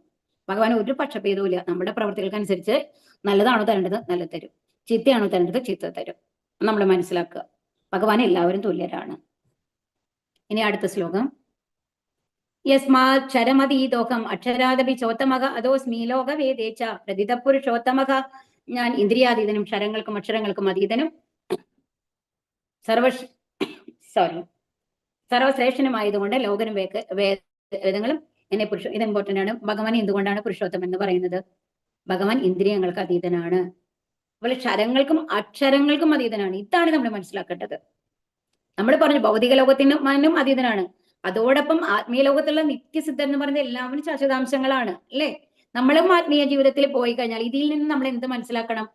ഭഗവാനും നമ്മള് ആത്മീയ ലോകത്ത് പോയി കഴിഞ്ഞാലും ഭഗവാന്റെ ലോകത്ത് പോയി കഴിഞ്ഞാലും നമ്മൾ തനിച്ചാണ് നിൽക്കുന്നത്. ഭഗവാൻ ആകുന്നില്ല, ഭഗവാൻ ലയിക്കുന്നില്ല എന്നുള്ളത് മനസ്സിലാവും ഈ ശ്ലോകത്തില്. നോക്കൂ, അക്ഷരങ്ങൾക്കും അതീതനാണ് ഭഗവാൻ. അതായത് നിത്യസിദ്ധരായിട്ടുള്ള ആൾക്കാർക്കും മേലെയാണ് ഭഗവാൻ. കാരണം അവരെ സൃഷ്ടിച്ചതും ഭഗവാനാണ് അല്ലെ. ഇനി സർവശ്രേഷ്ഠനാണ് ഈ ലോക. അതുകൊണ്ട് എന്താണ് ഭഗവാനെ പുരുഷോത്തമൻ എന്ന് പറയുന്നു എന്നുള്ളതാണ് പറയുന്നത്. ഈ ശ്ലോകത്തിന്റെ ആശയം 18-ാമത്തെയാണ് അല്ലെ. ഇനി ഇതിലെന്താ പറയുന്നത്? പരമദിവ്യോത്തമമായ പുരുഷനായ ശ്രീകൃഷ്ണനെ അതിശയിക്കാൻ ബദ്ധ ജീവാത്മാവകട്ടെ മുക്തനാകട്ടെ ആർക്കും സാധ്യമല്ല. അതുകൊണ്ട് അദ്ദേഹത്തെ പുരുഷോത്തമൻ എന്ന് പറയുന്നു. അപ്പൊ ജീവാത്മാക്കളും ഭഗവാനും വ്യക്തികളാണെന്ന് ഇവിടെ സ്പഷ്ടമാകുന്നു. ഇത് മനസ്സിലാവണ്ടല്ലോ. അപ്പൊ ഭഗവാൻ ഒരു വ്യക്തിഗത രൂപമുണ്ട്. ആ വ്യക്തിഗത രൂപത്തിൽ നമ്മൾ ലയിക്കുന്നില്ല. നമ്മൾ ആത്മീയ ലോകത്താണെങ്കിൽ തനിയായിട്ടാണ് നിൽക്കുന്നത്. ഭഗവാന്റെ ആ ശാശ്വത അംശരൂപം നമ്മൾക്ക് ലഭിക്കും. ഈ സ്ഥൂല ശരീരവും സൂക്ഷ്മ ശരീരവും പോയി കഴിഞ്ഞിട്ട് എന്നുള്ളത് മാത്രമേ ഉള്ളൂ. നമുക്ക് ഒരു ആത്മീയ ശരീരം അവിടെ പോകുമ്പോൾ ലഭിക്കും. അപ്പോ നമ്മൾ ഭഗവാൻ തനിയും നമ്മൾ തനിയായിട്ട് തന്നെയാണ് അവിടെയും ഉള്ളത്. എന്നാൽ എന്താണ് അവിടെ പരമാത്മാ രൂപത്തിൽ നമ്മുടെ ഉള്ളിൽ ആളുണ്ടാവില്ല. കാരണം എപ്പോഴും ഭഗവാൻ കൂടെയാണുള്ളത്. പരമാത്മാ സങ്കല്പം സാക്ഷിയായിട്ട് ഭഗവാനുള്ളത് ഭൗതിക ലോകത്ത് മാത്രമാണല്ലോ കേട്ടോ. സ്ഥാനീയ പരമാത്മാവായ ഭഗവാനെ കുറിച്ച് വേദങ്ങളിൽ തന്നെ പ്രതിപാദിച്ചിട്ടുണ്ട്. ചാന്തോക്യോപനിഷത്ത് പറയുന്നു, താവത് ഏഷസം പ്രസാദോസ്മാചരീരാത് സമുത്തായ പരം ജ്യോതിരൂപം സംബന്ധി സ്വേന രൂപേണോഭി നിഷ്പദ്യതേ സ ഉത്തമ പുരുഷഃ. ശരീരം വിട്ടുപോരുന്ന പരമാത്മാവ് വ്യക്തി ശൂന്യ ബ്രഹ്മജ്യോതിസിൽ പ്രവേശിക്കുന്നു. പിന്നെ എന്നിട്ട് സ്വന്തം രൂപത്തോടെ ആത്മീയ ലോകത്തിൽ വാഴുന്നു. പരമപുരുഷൻ എന്നറിയപ്പെടുന്നു. പരമപുരുഷൻ ആത്യന്തികമായ തന്റെ ആധ്യാത്മിക ജ്യോതിസിനെ വെളിപ്പെടുത്തുകയും പ്രസരിപ്പിക്കുകയും ചെയ്യുന്നു എന്നർത്ഥം. എന്താണ് ബ്രഹ്മജ്യോതിസിൽ പോയി കഴിഞ്ഞ് കഴിഞ്ഞാൽ എന്താ ഉണ്ടാവുക? അവിടെ ഒരു സ്പിരിറ്റ് സ്പാർക്കായിട്ട് അതിന്റെ ഉള്ളിൽ നിൽക്കും. അപ്പോഴും ഭഗവാന്റെ ഉള്ളിൽ ലയിച്ചു എന്നുള്ള ലെവലിൽ നമുക്ക് പറയാൻ പറ്റില്ല. ഭഗവാന് തനി വ്യക്തിത്വം ഉണ്ട് എന്നാണ് പറയുന്നത് കേട്ടോ. ആ പരമപുരുഷന് പരമാത്മാവ് എന്ന നിലയിലും ഒരു മൂർത്തിഭാവമുണ്ട്. പിന്നെ പരാശര മുനിയുടെയും സത്യവതിയുടെയും മകനായി ജനിച്ച അദ്ദേഹം വ്യാസൻ എന്ന പേരിൽ വേദങ്ങളെ വിശദീകരിച്ചു. ഇനി അടുത്ത ശ്ലോകം. യോമാമേവാമ സമ്മൂഢോ ജാനാതി പുരുഷോത്തമം സാ സർവവിത് ഭജതീമാം സർവഭാവേന ഭാരത. എന്നെ പരമദിവ്യോത്തമ പുരുഷനായ ഭഗവാൻ എന്ന നിസ്സംശയം അറിയുന്നവർ എല്ലാം അറിയുന്നവനാണ്. ഹേ ഭാരത, അതുകൊണ്ട് അവർ എന്റെ ഭക്തി സേവനത്തിൽ പൂർണ്ണമായും മുഴുകിയിരിക്കുന്നു. അപ്പൊ എന്താണ്? അപ്പൊ പരമദിവ്യോത്തമ പുരുഷനായ ഭഗവാനാണ് നമ്മുടെ എല്ലാം സൃഷ്ടിച്ചത് എന്നുള്ള ആ അറിവുള്ള ആൾക്കാര് എന്താണ് ഭക്തി സേവനത്തിൽ പൂർണ്ണമായിട്ടും മുഴുകും എന്നാണ് പറയുന്നത്. വേദജ്ഞാനത്തെ ശ്രുതി അഥവാ കേട്ടറിയേണ്ടത് എന്ന് പറയുന്നു. ഇനി ശ്രുതി സ്മൃതി അതൊക്കെയാണ് പുരാണങ്ങൾ എന്നൊക്കെ ഉണ്ട്. അപ്പൊ ഇതില് വേദജ്ഞാനം എന്ന് പറയുന്നത് എന്താണ്? ശ്രുതിയാണ്. നമ്മൾ പരമ്പരയിൽ കൂടി കേട്ട് നമ്മൾക്ക് ലഭിച്ചിട്ടുള്ളതാണ് അല്ലെ വേദജ്ഞാനം എന്ന് പറയുന്നത്. അപ്പൊ കൃഷ്ണനിൽ നിന്നും ഭഗവത് പ്രതിനിധികളായ പ്രമാണികളിൽ നിന്നും കേട്ടറിയേണ്ടതാണ് വേദ സന്ദേശം. ഇവിടെ കൃഷ്ണൻ ഈ വിഷയങ്ങളെ അത്യന്തം വിശകലനം ചെയ്താണ് പ്രതിപാദിക്കുന്നത്. ഇതിൽ നിന്നാണ് ഒരാൾ കേട്ട് ഗ്രഹിക്കേണ്ടതും. പന്നികളെ പോലെ കേട്ടതുകൊണ്ട് മാത്രമായില്ല, പ്രാമാണികരിൽ നിന്ന് അത് മനസ്സിലാക്കുകയും വേണം. അതാണ് ഭഗവത്ഗീത എന്ന് പറയുന്ന ശ്ലോകം. അതിന്റെ അർത്ഥം വായിച്ചു പോകുന്നതല്ല, നമ്മൾ ഉൾക്കൊള്ളേണ്ടതാണ്. അപ്പൊ നമ്മളെ ശരീരമല്ല ആത്മാവാണ് നമ്മൾക്ക് പറഞ്ഞു തരുമ്പോൾ നമ്മുടെ മനസ്സിൽ ഓരോ ദിവസം നമ്മുടെ ഉള്ളിൽ നമ്മൾക്ക് ഒരു ദിവസം കൊണ്ടത് വരില്ല. ഇപ്പോഴും നമുക്ക് കഷ്ടമാണ്. എന്നാലും നമ്മൾ നമ്മളെ കൺവിൻസ് ചെയ്തുകൊണ്ടിരിക്കണം. ഓരോ പ്രവൃത്തി വരുമ്പോഴും എന്തെങ്കിലും ഒരു കൺഫ്യൂഷൻ നമുക്ക് വരുമ്പോൾ നമ്മൾ ആത്മാവാണ്, ശരിക്കും ഈ പ്രവൃത്തി ചെയ്യുന്നത് കൊണ്ട് അതിനെന്തെങ്കിലും ഗുണമുണ്ടോ എന്നുള്ള മാറി തിങ്ക് ചെയ്യാനുള്ള ഒരു ലെവൽ നമ്മൾ കൊണ്ടുവരണം. ഓരോ ദിവസവും നമ്മളെ കൺവിൻസ് ചെയ്തുകൊണ്ട് ജീവസത്തകളെല്ലാം എപ്പോഴും പരമപുരുഷനായ ഭഗവാന് അധീനനാണെന്ന സത്യം ഭഗവത്ഗീതയിലൂടെ വിനയപുരസരം കേട്ടറിയുക. അങ്ങനെ ചെയ്യാൻ കഴിയുന്നവർക്ക് മാത്രമേ വേദോദ്ദേശം ഗ്രാഹ്യമാവുകയുള്ളൂ. അപ്പൊ എന്ത് വേണം? വിനയത്തോടു കൂടിയിട്ട് ഭഗവാനാണ് എല്ലാം എന്ന് അറിഞ്ഞുകൊണ്ട് ഭഗവത്ഗീത കേട്ട് മനസ്സിലാക്കണം. ഭജതി എന്ന വാക്ക് ശ്രദ്ധിക്കുക. ഭഗവത് സേവനത്തോട് ബന്ധപ്പെടുത്തി ഈ വാക്ക് പല സ്ഥലങ്ങളിലും ഉപയോഗിച്ചിട്ടുണ്ട്. ഒരാൾക്ക് തികച്ചും കൃഷ്ണാവബോധം ഉണ്ടെങ്കിൽ, ഭഗവത് സേവനത്തിൽ തൽപരനാണെങ്കിൽ അയാൾക്ക് വേദജ്ഞാനം പൂർണ്ണമായി ഉണ്ടെന്ന് മനസ്സിലാക്കാം. അപ്പൊ ഈ വേദങ്ങൾ മുഴുവൻ പഠിക്കേണ്ട വേദജ്ഞനാവാൻ ഭഗവാനെ കുറിച്ച് അറിയുക, ഭഗവാനിലേക്ക് എത്താനുള്ള വഴി അറിയുക, ഇത് മാത്രം അറിഞ്ഞാൽ മതി. നമുക്ക് ഡെസ്റ്റിനേഷൻ അറിഞ്ഞാൽ മതി അല്ലേ? എവിടേക്കാണ് എല്ലാ ആൾക്കാരും എത്താൻ പോകുന്നത്? ഭഗവത്ധാമത്തിലേക്കാണ്. അപ്പൊ ഈ വേദങ്ങൾ മുഴുവൻ പഠിച്ച് അരച്ച് കലക്കി കുടിച്ചു കഴിഞ്ഞാൽ നമ്മുടെ ലക്ഷ്യം എന്താണ്? ഭഗവാന്റെ അടുത്ത് എത്തുക. അപ്പൊ ആ ഭഗവാന്റെ അടുത്ത് എത്താനുള്ള വഴി എനിക്ക് അറിയാമെന്നുണ്ടെങ്കിൽ ആ വഴി കൂടെ ഞാൻ നടന്നാൽ മതി അല്ലേ? എല്ലാം അറിഞ്ഞ് ഓരോ കാര്യങ്ങളെ കുറിച്ച് മനസ്സിലാക്കണമെന്നില്ല. അതായത് ഇപ്പൊ നമ്മൾ ഡൽഹിക്ക് പോവാണെന്ന് വെച്ചോളൂ, ഒരു ട്രെയിനിൽ. അപ്പൊ ട്രെയിനിൽ പോകുമ്പോൾ ഒരുപാട് സ്റ്റേഷൻ ഉണ്ട് ആ ഇടയിൽ. ആ ഓരോ സ്റ്റേഷനെ കുറിച്ചുള്ള വിവരം നമ്മൾക്ക് ആവശ്യമുണ്ടോ? ഇല്ല. നമ്മൾക്ക് എന്താ അറിയണം? നമ്മൾ ആ സ്റ്റേഷനിൽ എത്തണം, ആ സ്റ്റേഷനിൽ നമ്മൾ ഇറങ്ങണം എന്നുള്ളത് നമുക്കറിയണം. അവിടെ എത്തിക്കഴിഞ്ഞാൽ എവിടേക്കാണ് നമ്മൾ പോകേണ്ടതെന്ന് അറിയണം അല്ലേ? അതിന്റെ ഇടയിൽ വരുന്ന UP-യിലുള്ള സ്ഥലങ്ങളോ അല്ലെങ്കിൽ മധ്യപ്രദേശിലുള്ള സ്ഥലങ്ങളോ ഈ സ്ഥലങ്ങളൊക്കെ നമ്മൾ അറിയേണ്ട ആവശ്യമുണ്ടോ? ഇല്ല. അപ്പൊ എന്താണ് മെയിൻ ആയിട്ട് വേണ്ടത്? ഭഗവാൻ ആരാണെന്ന് അറിയണം, നമ്മൾ ഭഗവാനുമായിട്ടുള്ള ബന്ധം എന്താണെന്ന് അറിയണം, അത് ആ ബന്ധം പുനഃസ്ഥാപിക്കാനായിട്ട് എന്താണ് ചെയ്യേണ്ടതെന്ന് അറിയണം.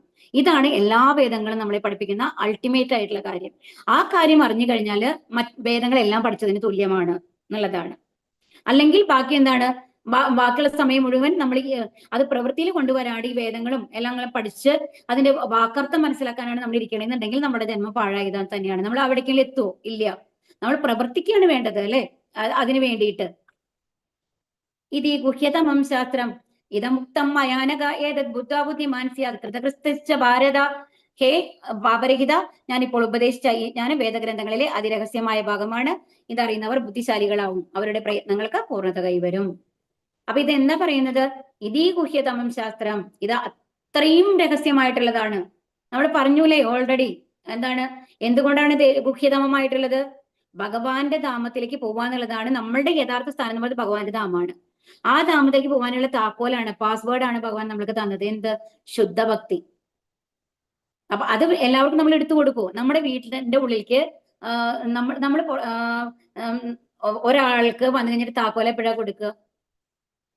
വിശ്വസിച്ച് നമ്മൾക്ക് ഒരു താക്കോൽ കൊടുക്കുക. നമ്മുടെ വീടിന്റെ 3 താക്കോലുണ്ട്. ഒരു താക്കോൽ നമ്മൾ വിശ്വസിച്ച് ഒരാളുടെ കയ്യിൽ കൊടുക്കണമെന്നുണ്ടെങ്കിൽ എന്തുണ്ടാവണം? അവര് നമ്മളുടെ വീട്ടിൽ വന്നു കഴിഞ്ഞാൽ ഒന്നും നമ്മളെ മിസ്യൂസ് ചെയ്യില്ല. അവിടെ അത്രയും നമ്മൾക്ക് വിശ്വാസം ഉണ്ട് എന്നുണ്ടെങ്കിൽ മാത്രമാണ് ആ താക്കോല് കൊടുക്കുക അല്ലെ. അപ്പോ ഭഗവാൻ നമ്മൾക്ക് ആ പാസ്വേഡ് തരണം എന്നുണ്ടെങ്കിൽ എന്താണ് കണ്ടീഷൻ? പൂർണ്ണ ഭക്തിയോട് കൂടിയിട്ട് ഭഗവാനെ സേവിക്കുക. ശുദ്ധ ഭക്തന്മാരായിട്ടുള്ള ആവാനുള്ള, ശുദ്ധ ഭക്തനാവണ്ട, ശുദ്ധ ഭക്തനാവാനുള്ള ഒരു ആത്മാർത്ഥമായ ശ്രമം നമ്മൾക്ക് ഉണ്ടാവും നമ്മൾക്ക് തോന്നിക്കഴിഞ്ഞാലാണ് ഭഗവാൻ ആ താക്കോൽ നമ്മൾക്ക് തരിക അല്ലെ. അപ്പൊ ഈ ഭഗവത്ഗീത വായിച്ച് മനസ്സിലാക്കാൻ സാധിക്കുന്ന ഒരാളുണ്ട് എന്നുണ്ടെങ്കിൽ ഭഗവാന്റെ ആ കാരുണ്യം നമ്മൾക്ക് ലഭിച്ചിട്ടുണ്ടെന്ന് മനസ്സിലാക്കുക. കാരണം അത്രയും രഹസ്യമായിട്ടുള്ള ഒരു വിവരമാണ് നമ്മൾക്ക് തരുന്നത്. ഏറ്റവും ഷോർട്ട് കട്ട് മെത്തേഡിൽ കൂടെ നമുക്ക് ഭഗവാന്റെ അടുത്ത് എങ്ങനെ പോകാന്നുള്ളതാണ് ഭഗവാൻ നമ്മളെ പഠിപ്പിക്കുന്നത് അല്ലെ. അപ്പോ ഹേ പാപരഹിത, ഞാൻ ഇപ്പോൾ ഉപദേശിച്ച ഞാൻ വേദഗ്രന്ഥങ്ങളിലെ അതിരഹസ്യമായ ഭാഗമാണ്. ഇതറിയുന്നവർ ബുദ്ധിശാലികളാവും, അവരുടെ പ്രയത്നങ്ങൾക്ക് പൂർണ്ണത വരും. അപ്പൊ ഇത് മനസ്സിലാക്കിക്കൊണ്ട് ഭക്തി സേവനങ്ങൾ ചെയ്താൽ എന്ത് ഉണ്ടാവും? നമ്മൾക്ക് ഭഗവാനിലേക്ക് എത്താം. ആധ്യാത്മികമായ ഒരു ജ്ഞാനത്തിന്റെ പ്രക്രിയയാണ് ഭക്തിപൂർവമായ ഭഗവത് സേവനം. അത് നടത്തുന്നിടത്ത് ഭൗതിക മാലിന്യം നിലനിൽക്കുകയില്ല. അതാണ്, ഒരു വെളിച്ചം വരുന്ന സ്ഥലത്ത് ഇരുട്ടുണ്ടാവില്ല അല്ലെ. അതുപോലെ തന്നെയാണ് ഈ ഭക്തിയുടെ സേവനങ്ങൾ നമ്മൾ ചെയ്യാൻ തുടങ്ങി കഴിഞ്ഞു കഴിഞ്ഞാൽ അതൊരു വെളിച്ചം മാതിരിയാണ്. അവിടെ വന്നു കഴിഞ്ഞിട്ട് നമ്മൾക്ക് ഭൗതിക ആഗ്രഹങ്ങൾക്ക് നിലനിൽക്കാനായിട്ട് സാധിക്കില്ല. അത് സ്വാഭാവികമായിട്ടും നമ്മുടെ ഉള്ളിൽ നിന്ന് കുറയാൻ തുടങ്ങും. ഭഗവത് സേവനവും ഭഗവാനും ആധ്യാത്മികമായതുകൊണ്ട് ഒന്നു തന്നെ. ഭഗവാന്റെ അന്തരംഗ ശക്തിയിലാണ് ഭക്തിയുടെ സേവനം നടക്കുന്നത്. ഭഗവാൻ സൂര്യനും അജ്ഞാനം ഇരുട്ടുമാണ്. സൂര്യനുള്ളിടത്ത് ഇരുട്ടിന്റെ പ്രശ്നം ഉദിക്കുന്നില്ല. വിശ്വാസ്യനായ ഒരു ആധ്യാത്മിക ഗുരുവിന്റെ ശരിയായ നേതൃത്വത്തിൽ ഭഗവത് സേവനം നടക്കുമ്പോൾ അജ്ഞാനത്തിന്റെ പ്രശ്നം ഉദിക്കുന്നില്ല. അപ്പൊ ഒരു ആധ്യാത്മിക ഗുരുവിന്റെ സാന്നിധ്യത്തിൽ നമ്മൾ ഭക്തി സേവനങ്ങൾ ചെയ്യാൻ തുടങ്ങുമ്പോൾ, ഭഗവാനെ വിശ്വസിച്ചുകൊണ്ട് എല്ലാം ചെയ്യുമ്പോൾ, ആ മന്ത്രം ജപിക്കുമ്പോൾ, ഹരകൃഷ്ണ മന്ത്രം ജപിക്കുമ്പോൾ, കീർത്തനം ചൊല്ലുമ്പോൾ എന്താണ്, അവിടെ അജ്ഞാനം നിലനിൽക്കില്ല. തീർച്ചയായിട്ടും നമ്മുടെ മനസ്സിലുള്ള ഇരുട്ടുകളും, നമ്മളുടെ മെയിൻ ആയിട്ട് നമ്മളെ സംബന്ധിച്ച് നമ്മൾ എങ്ങനെയാണെന്ന് മനസ്സിലാക്കേണ്ടതെന്നുണ്ടെങ്കിൽ നമ്മൾക്ക് ഒരുപാട് ഭയങ്ങൾ ഉണ്ടാവും, നമ്മൾക്ക് ഒരുപാട് ഉത്കണ്ഠകൾ ഉണ്ടാവും. നാളെ എന്ത് സംഭവിക്കും, അല്ലാന്നുണ്ടെങ്കിൽ അടുത്ത നിമിഷം തന്നെ എന്താണ് സംഭവിക്കാൻ പോകുന്നത്, എന്റെ ജീവിതത്തിലെ കാര്യങ്ങളൊക്കെ ശരിയായി നടക്കൂ, ഒരുപാട് ദുഃഖങ്ങൾ വരുന്നുണ്ട്, രോഗങ്ങൾ വരുന്നുണ്ട്, ഇതിൽ നിന്നൊക്കെ ഒരു മോചനം ഉണ്ടാവോ, അങ്ങനെ ഒരുപാട് ടെൻഷൻസ് നമ്മൾ ഓരോ ദിവസത്തിലും അനുഭവിച്ചുകൊണ്ടിരിക്കുന്ന ആൾക്കാരുണ്ടാവും. ഇതിൽ നിന്നൊക്കെ ശരിക്കും എന്താണ് പറയാ, ഹരേകൃഷ്ണ മന്ത്രം ജപിച്ചുകൊണ്ട് ഭഗവാനിൽ പൂർണ്ണമായി സമർപ്പിച്ച് നമ്മൾ ഒരു ജീവിക്കാനൊരു ശ്രമം നടത്തുമ്പോൾ തന്നെ കുറെ കാര്യങ്ങൾ, നമ്മുടെ ഒരുപാടുള്ള ഭയങ്ങൾ കുറയണം വരെ നമ്മൾക്ക് തോന്നും. എന്തായാലും ഭഗവാൻ നോക്കിക്കോളും എന്നുള്ളൊരു വിശ്വാസം നമ്മുടെ ഉള്ളിൽ വരുമ്പോൾ തന്നെ നമ്മുടെ എന്താണ് ചുറ്റുമുള്ള ആ അന്തരീക്ഷം മാറും. നമ്മൾക്ക് എല്ലാത്തിനും ഒരു കോൺഫിഡൻസ് വരും, നമുക്ക് നേരിടാനായിട്ട് സാധിക്കും എന്നുള്ളത്. അപ്പൊ ഭഗവത് ഭക്തി എന്ന് പറയുന്നത് നമ്മളുടെ ജീവിതത്തിലെ എല്ലാ ദുഃഖങ്ങളെയും നീക്കം ചെയ്യുന്നല്ല, എന്ത് ദുഃഖം വന്നു കഴിഞ്ഞാലും അതിനെ സമചിത്തതയോട് കൂടിയിട്ട് നേരിടാനുള്ള ഒരു ധൈര്യം നമ്മൾക്ക് ഭഗവാൻ തരും എന്നുള്ളതാണ്. സിമ്പിളായിട്ട് നമുക്ക് അതിനെ തരണം ചെയ്യാൻ സാധിക്കും എന്നുള്ള ഒരു വിശ്വാസം നമ്മുടെ ഉള്ളിൽ വരും. അതാണ് ഭഗവാൻ നമ്മൾക്ക് തരിക എന്നുള്ളതാണ് നമ്മൾ മനസ്സിലാക്കേണ്ടത്. ഹൃദയ ദൗർബല്യമാണ് ഭൗതിക പ്രകൃതിയെ കീഴടക്കണമെന്ന ആഗ്രഹമാണ് മനുഷ്യന്റെ അധപതനത്തിന് ആദ്യത്തെ കാരണം. അത് ദിവ്യ പ്രേമയുധ ഭഗവത് സേവന രീതിയെ നശിപ്പിക്കുന്നു. ഭൗതിക പ്രകൃതിയെ കീഴടക്കാനുള്ള വാസന വളരുന്നതോടൊപ്പം ഭൗതിക പദാർത്ഥങ്ങളിലുള്ള ആസക്തിയും അത് നേടാനുള്ള മനോഭാവവും കൂടുന്നു എന്നതാണ് രണ്ടാമത്തെ മനോദൗർബല്യം. ഈ ദൗർബല്യങ്ങളിൽ നിന്ന് ഭൗതിക ജീവിതത്തിലെ പ്രശ്നങ്ങളെല്ലാം ഉളവാകുന്നു. അപ്പൊ എന്ത് വേണം? ഇതിൽ നിന്ന് സ്വയം മുക്തി നേടണം. ഈ മുക്തി നേടാനുള്ള പ്രക്രിയയാണ് നമുക്ക് പറഞ്ഞിരുന്നതാണ് ശുദ്ധമായ ഭക്തി യുദ്ധ സേവനത്തിൽ കൂടെ എങ്ങനെ ഭഗവാനിലേക്ക് എത്താം എന്നുള്ളതാണ് നമ്മൾ ഏറ്റവും ആദ്യത്തെ ശ്ലോകങ്ങളിൽ പറഞ്ഞത് അല്ലെ. അപ്പൊ എന്ത് വേണം? എല്ലാം പൂർണ്ണമായും ഭഗവാനിൽ വിശ്വസിച്ചുകൊണ്ട് ഭക്തിയുത സേവനങ്ങൾ ചെയ്യാൻ തുടങ്ങുക. ഭഗവാൻ എല്ലാത്തിനും ഭഗവാൻ സൊല്യൂഷൻ ഉണ്ട്. ആ സന്ദർഭം, ആ സിറ്റുവേഷൻ ഭഗവാനാണ് തരുന്നത് എന്നുണ്ടെങ്കിൽ അത് നേരിടാനുള്ള മാർഗവും ഭഗവാൻ നമ്മൾക്ക് തരും എന്നുള്ളൊരു വിശ്വാസം നമ്മുടെ ഉള്ളിൽ ഉണ്ടാവുക. ഹരേ കൃഷ്ണ കൃഷ്ണ കൃഷ്ണ ഹരേ ഹരേ, ഹരേ രാമ രാമ രാമ ഹരേ ഹരേ. ഹരേ കൃഷ്ണ. ക്വസ്റ്റ്യൻസ് എടുക്കാട്ടോ വേഗം. ഹരേ കൃഷ്ണ. ഹരേ കൃഷ്ണ മാത. ഹരേ കൃഷ്ണ.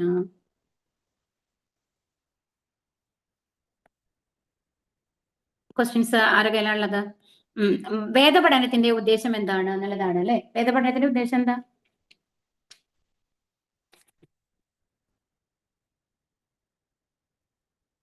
എന്താണ് വേദപഠനത്തിന്റെ ഉദ്ദേശം? ഭഗവാനെ കുറിച്ച് അറിയുക എന്നുള്ളതാണ് വേദപഠനത്തിന്റെ ഉദ്ദേശം.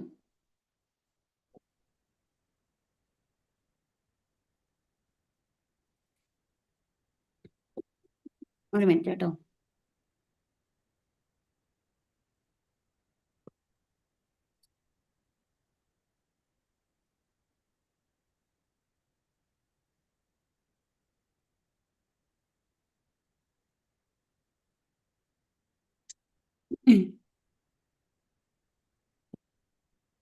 ഭഗവാനെ കുറിച്ച് അറിഞ്ഞുകൊണ്ട് ഇപ്പൊ എന്താ വേണ്ടത്? വേദപഠനം കൊണ്ട് എന്താണ് നമ്മൾക്ക് സാധിക്കുക? ഈ ഭൗതിക വൃക്ഷത്തിനെ അറുത്തുകൊണ്ട് എന്ത് ചെയ്യാൻ പറ്റും? ആത്മീയ ലോകത്തിലേക്ക് പോകാൻ പറ്റും അല്ലെ. അപ്പൊ വേദപഠനത്തിന്റെ ഉദ്ദേശം എന്ന് പറയുന്നത് എന്താണ്? ഈ ഭൗതിക ദുഃഖങ്ങളിൽ നിന്ന് മോചനം ലഭിച്ചുകൊണ്ട് ഭഗവാനിലേക്ക് എത്തുക എന്നുള്ളതാണ് വേദപഠനത്തിന്റെ ഉദ്ദേശം കേട്ടോ. ഹരേ കൃഷ്ണ.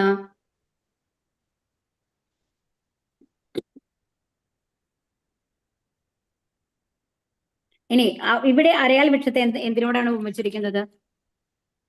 ഹരേ കൃഷ്ണ, കേൾക്കുന്നുണ്ടോ? അരയാൽ വൃക്ഷത്തെ എന്തിനോടാണ് ഉപമിച്ചിരിക്കണേ? ഭൗതിക ലോകവുമായിട്ട്. ഈ അരയാൽ വൃക്ഷം എന്ന് പറയുന്നതാണ് നമ്മുടെ ഭൗതിക ലോകത്തിനെയാണ് അരയാൽ വൃക്ഷമായിട്ട് പറയുന്നത് അല്ലെ. ഇനി അടുത്തത് എന്താണ്? ഈ വൃക്ഷത്തിന് പോഷണം ലഭിക്കുന്നത് എങ്ങനെയാണ്?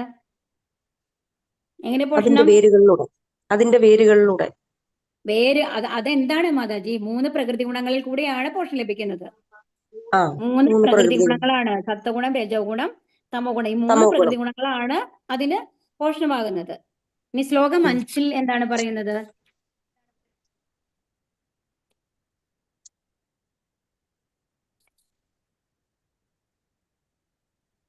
എന്താ പറയണേ? നിത്യാഭിമാനം, മായാമോഹം, സംസർഗം എന്നീ ദോഷങ്ങൾ ഒഴിഞ്ഞ് ഭൗതിക തൃഷ്ണയിൽ പെടാതെ സനാതന തത്വത്തെ അറിഞ്ഞ് സുഖദുഃഖാദികളായ ദ്വന്ദ്ങ്ങളിൽ നിന്ന് മോചിതരായി വിഭ്രാന്തരാകാതെ പരമപുരുഷനെ സ്വയം സമർപ്പിക്കുന്നത് എങ്ങനെയെന്ന് അറിയാവുന്നവർ പരമമായ ശാശ്വത സാമ്രാജ്യം പ്രാപിക്കും. എന്തൊക്കെ ഉണ്ടാവാൻ പാടില്ല? മിഥ്യാഭിമാനം ഉണ്ടാവാൻ പാടില്ല, മായാമോഹം ഉണ്ടാവാൻ പാടില്ല, സംസർഗം ഉണ്ടാവാൻ പാടില്ല. പിന്നെന്താണ്? ഭൗതിക തൃഷ്ണയിൽ പെടരുത്. പിന്നെന്താ അറിയണം? ഭഗവാനെ കുറിച്ച് അറിയണം, സനാതന തത്വത്തെ അറിയണം, പിന്നെ സുഖദുഃഖാദികളായ ദ്വന്ദ്ങ്ങളിൽ നിന്ന് മോചിതരാവണം. ഇങ്ങനത്തെ ആൾക്കാര് ഒക്കെ ശാശ്വത സാമ്രാജ്യം പ്രാപിക്കും എന്നുള്ളതാണ് പറയുന്നത്. നോട്ട് ചെയ്തോ? എല്ലാവരും നോട്ട് ചെയ്തോ? ഹരേ കൃഷ്ണ. ഇനി ജീവാത്മാവിന്റെ ഇനി അത് കഴിഞ്ഞു. ജീവാത്മാവിന്റെ വ്യക്തിത്വം വെളിപ്പെടുത്തുന്ന ശ്ലോകം ഏതാണ്? ആരാണ് ജീവാത്മാവ്? മമൈ വാംശോ ജീവലോക, 7ാമത്തെ ശ്ലോകമാണ് കേട്ടോ. ഭഗവാന്റെ ശാശ്വതാംശ. എന്താണ് ജീവാത്മാവിന്റെ വ്യക്തിത്വം? ഭഗവാന്റെ ശാശ്വതാംശമാണ് നമ്മള്. അതാണ്. അപ്പൊ മമൈ വാംശോ ജീവലോകെ ജീവഭൂത സനാതനക, എന്റെ ശാശ്വതാംശങ്ങളാണ് ഈ ലോകത്തിലുള്ള ബദ്ധരായ സകല ജീവസത്തകളും. ബദ്ധമായ ജീവിതം നയിക്കുകയാൽ മനസ്സുൾപ്പെടെയുള്ള 6 ഇന്ദ്രിയങ്ങൾ ഉപയോഗിച്ച് അവർ കഠിനാധ്വാനം ചെയ്യുകയാണ്. അപ്പൊ ഇതിൽ നിന്നാണ് എന്റെ ശാശ്വതാംശങ്ങളാണ് എന്ന് പറയുന്നുണ്ടല്ലോ. അതാണ് ജീവാത്മാവിന്റെ വ്യക്തിത്വം എന്ന് പറയുന്നത്. 7ാമത്തെ ശ്ലോകം കേട്ടോ. ഇനി അതായത് 15:7. ജീവാത്മാവിന്റെ ദഹനാഗ്നിയായി വർത്തിക്കുന്ന അഗ്നി ഏതാണ്? ആരാണ് ദഹനാഗ്നിയായിട്ട് വർത്തിക്കുന്നത്? ഭഗവാൻ തന്നെ. ഭഗവാനാണ്. ഇനി ഭഗവാനെ പുരുഷോത്തമൻ എന്ന് പുകഴ്ത്തുന്നത് എന്തുകൊണ്ടാണ്? ഇന്ദ്രിയങ്ങൾക്ക് അതീതനാണ്. 18ാമത്തെ ശ്ലോകം. ഞാൻ ഇന്ദ്രിയാതീതനും ക്ഷരങ്ങൾക്കും അക്ഷരങ്ങൾക്കും അതീതനും സർവശ്രേഷ്ഠനുമായതുകൊണ്ട് ലോകരും വേദങ്ങളും എന്നെ പുരുഷോത്തമൻ എന്ന് പുകഴ്ത്തുന്നു. ഇന്ദ്രിയാതീതനാണ്, ക്ഷരങ്ങൾക്കും അക്ഷരങ്ങൾക്കും അതീതനാണ്, സർവശ്രേഷ്ഠനുമാണ്. അതുകൊണ്ടാണ് ലോകരും വേദങ്ങളും ഭഗവാനെ പുരുഷോത്തമൻ എന്ന് പറയുന്നത്.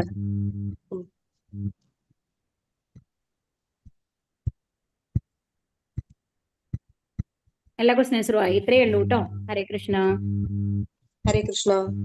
ഹരേ കൃഷ്ണ. എല്ലാരും നോട്ട് ചെയ്തില്ലേ? നോട്ട് ചെയ്തു മാതാജി. ഓക്കെ. ഹരേ കൃഷ്ണ മാതാജി. ഹരേ കൃഷ്ണ.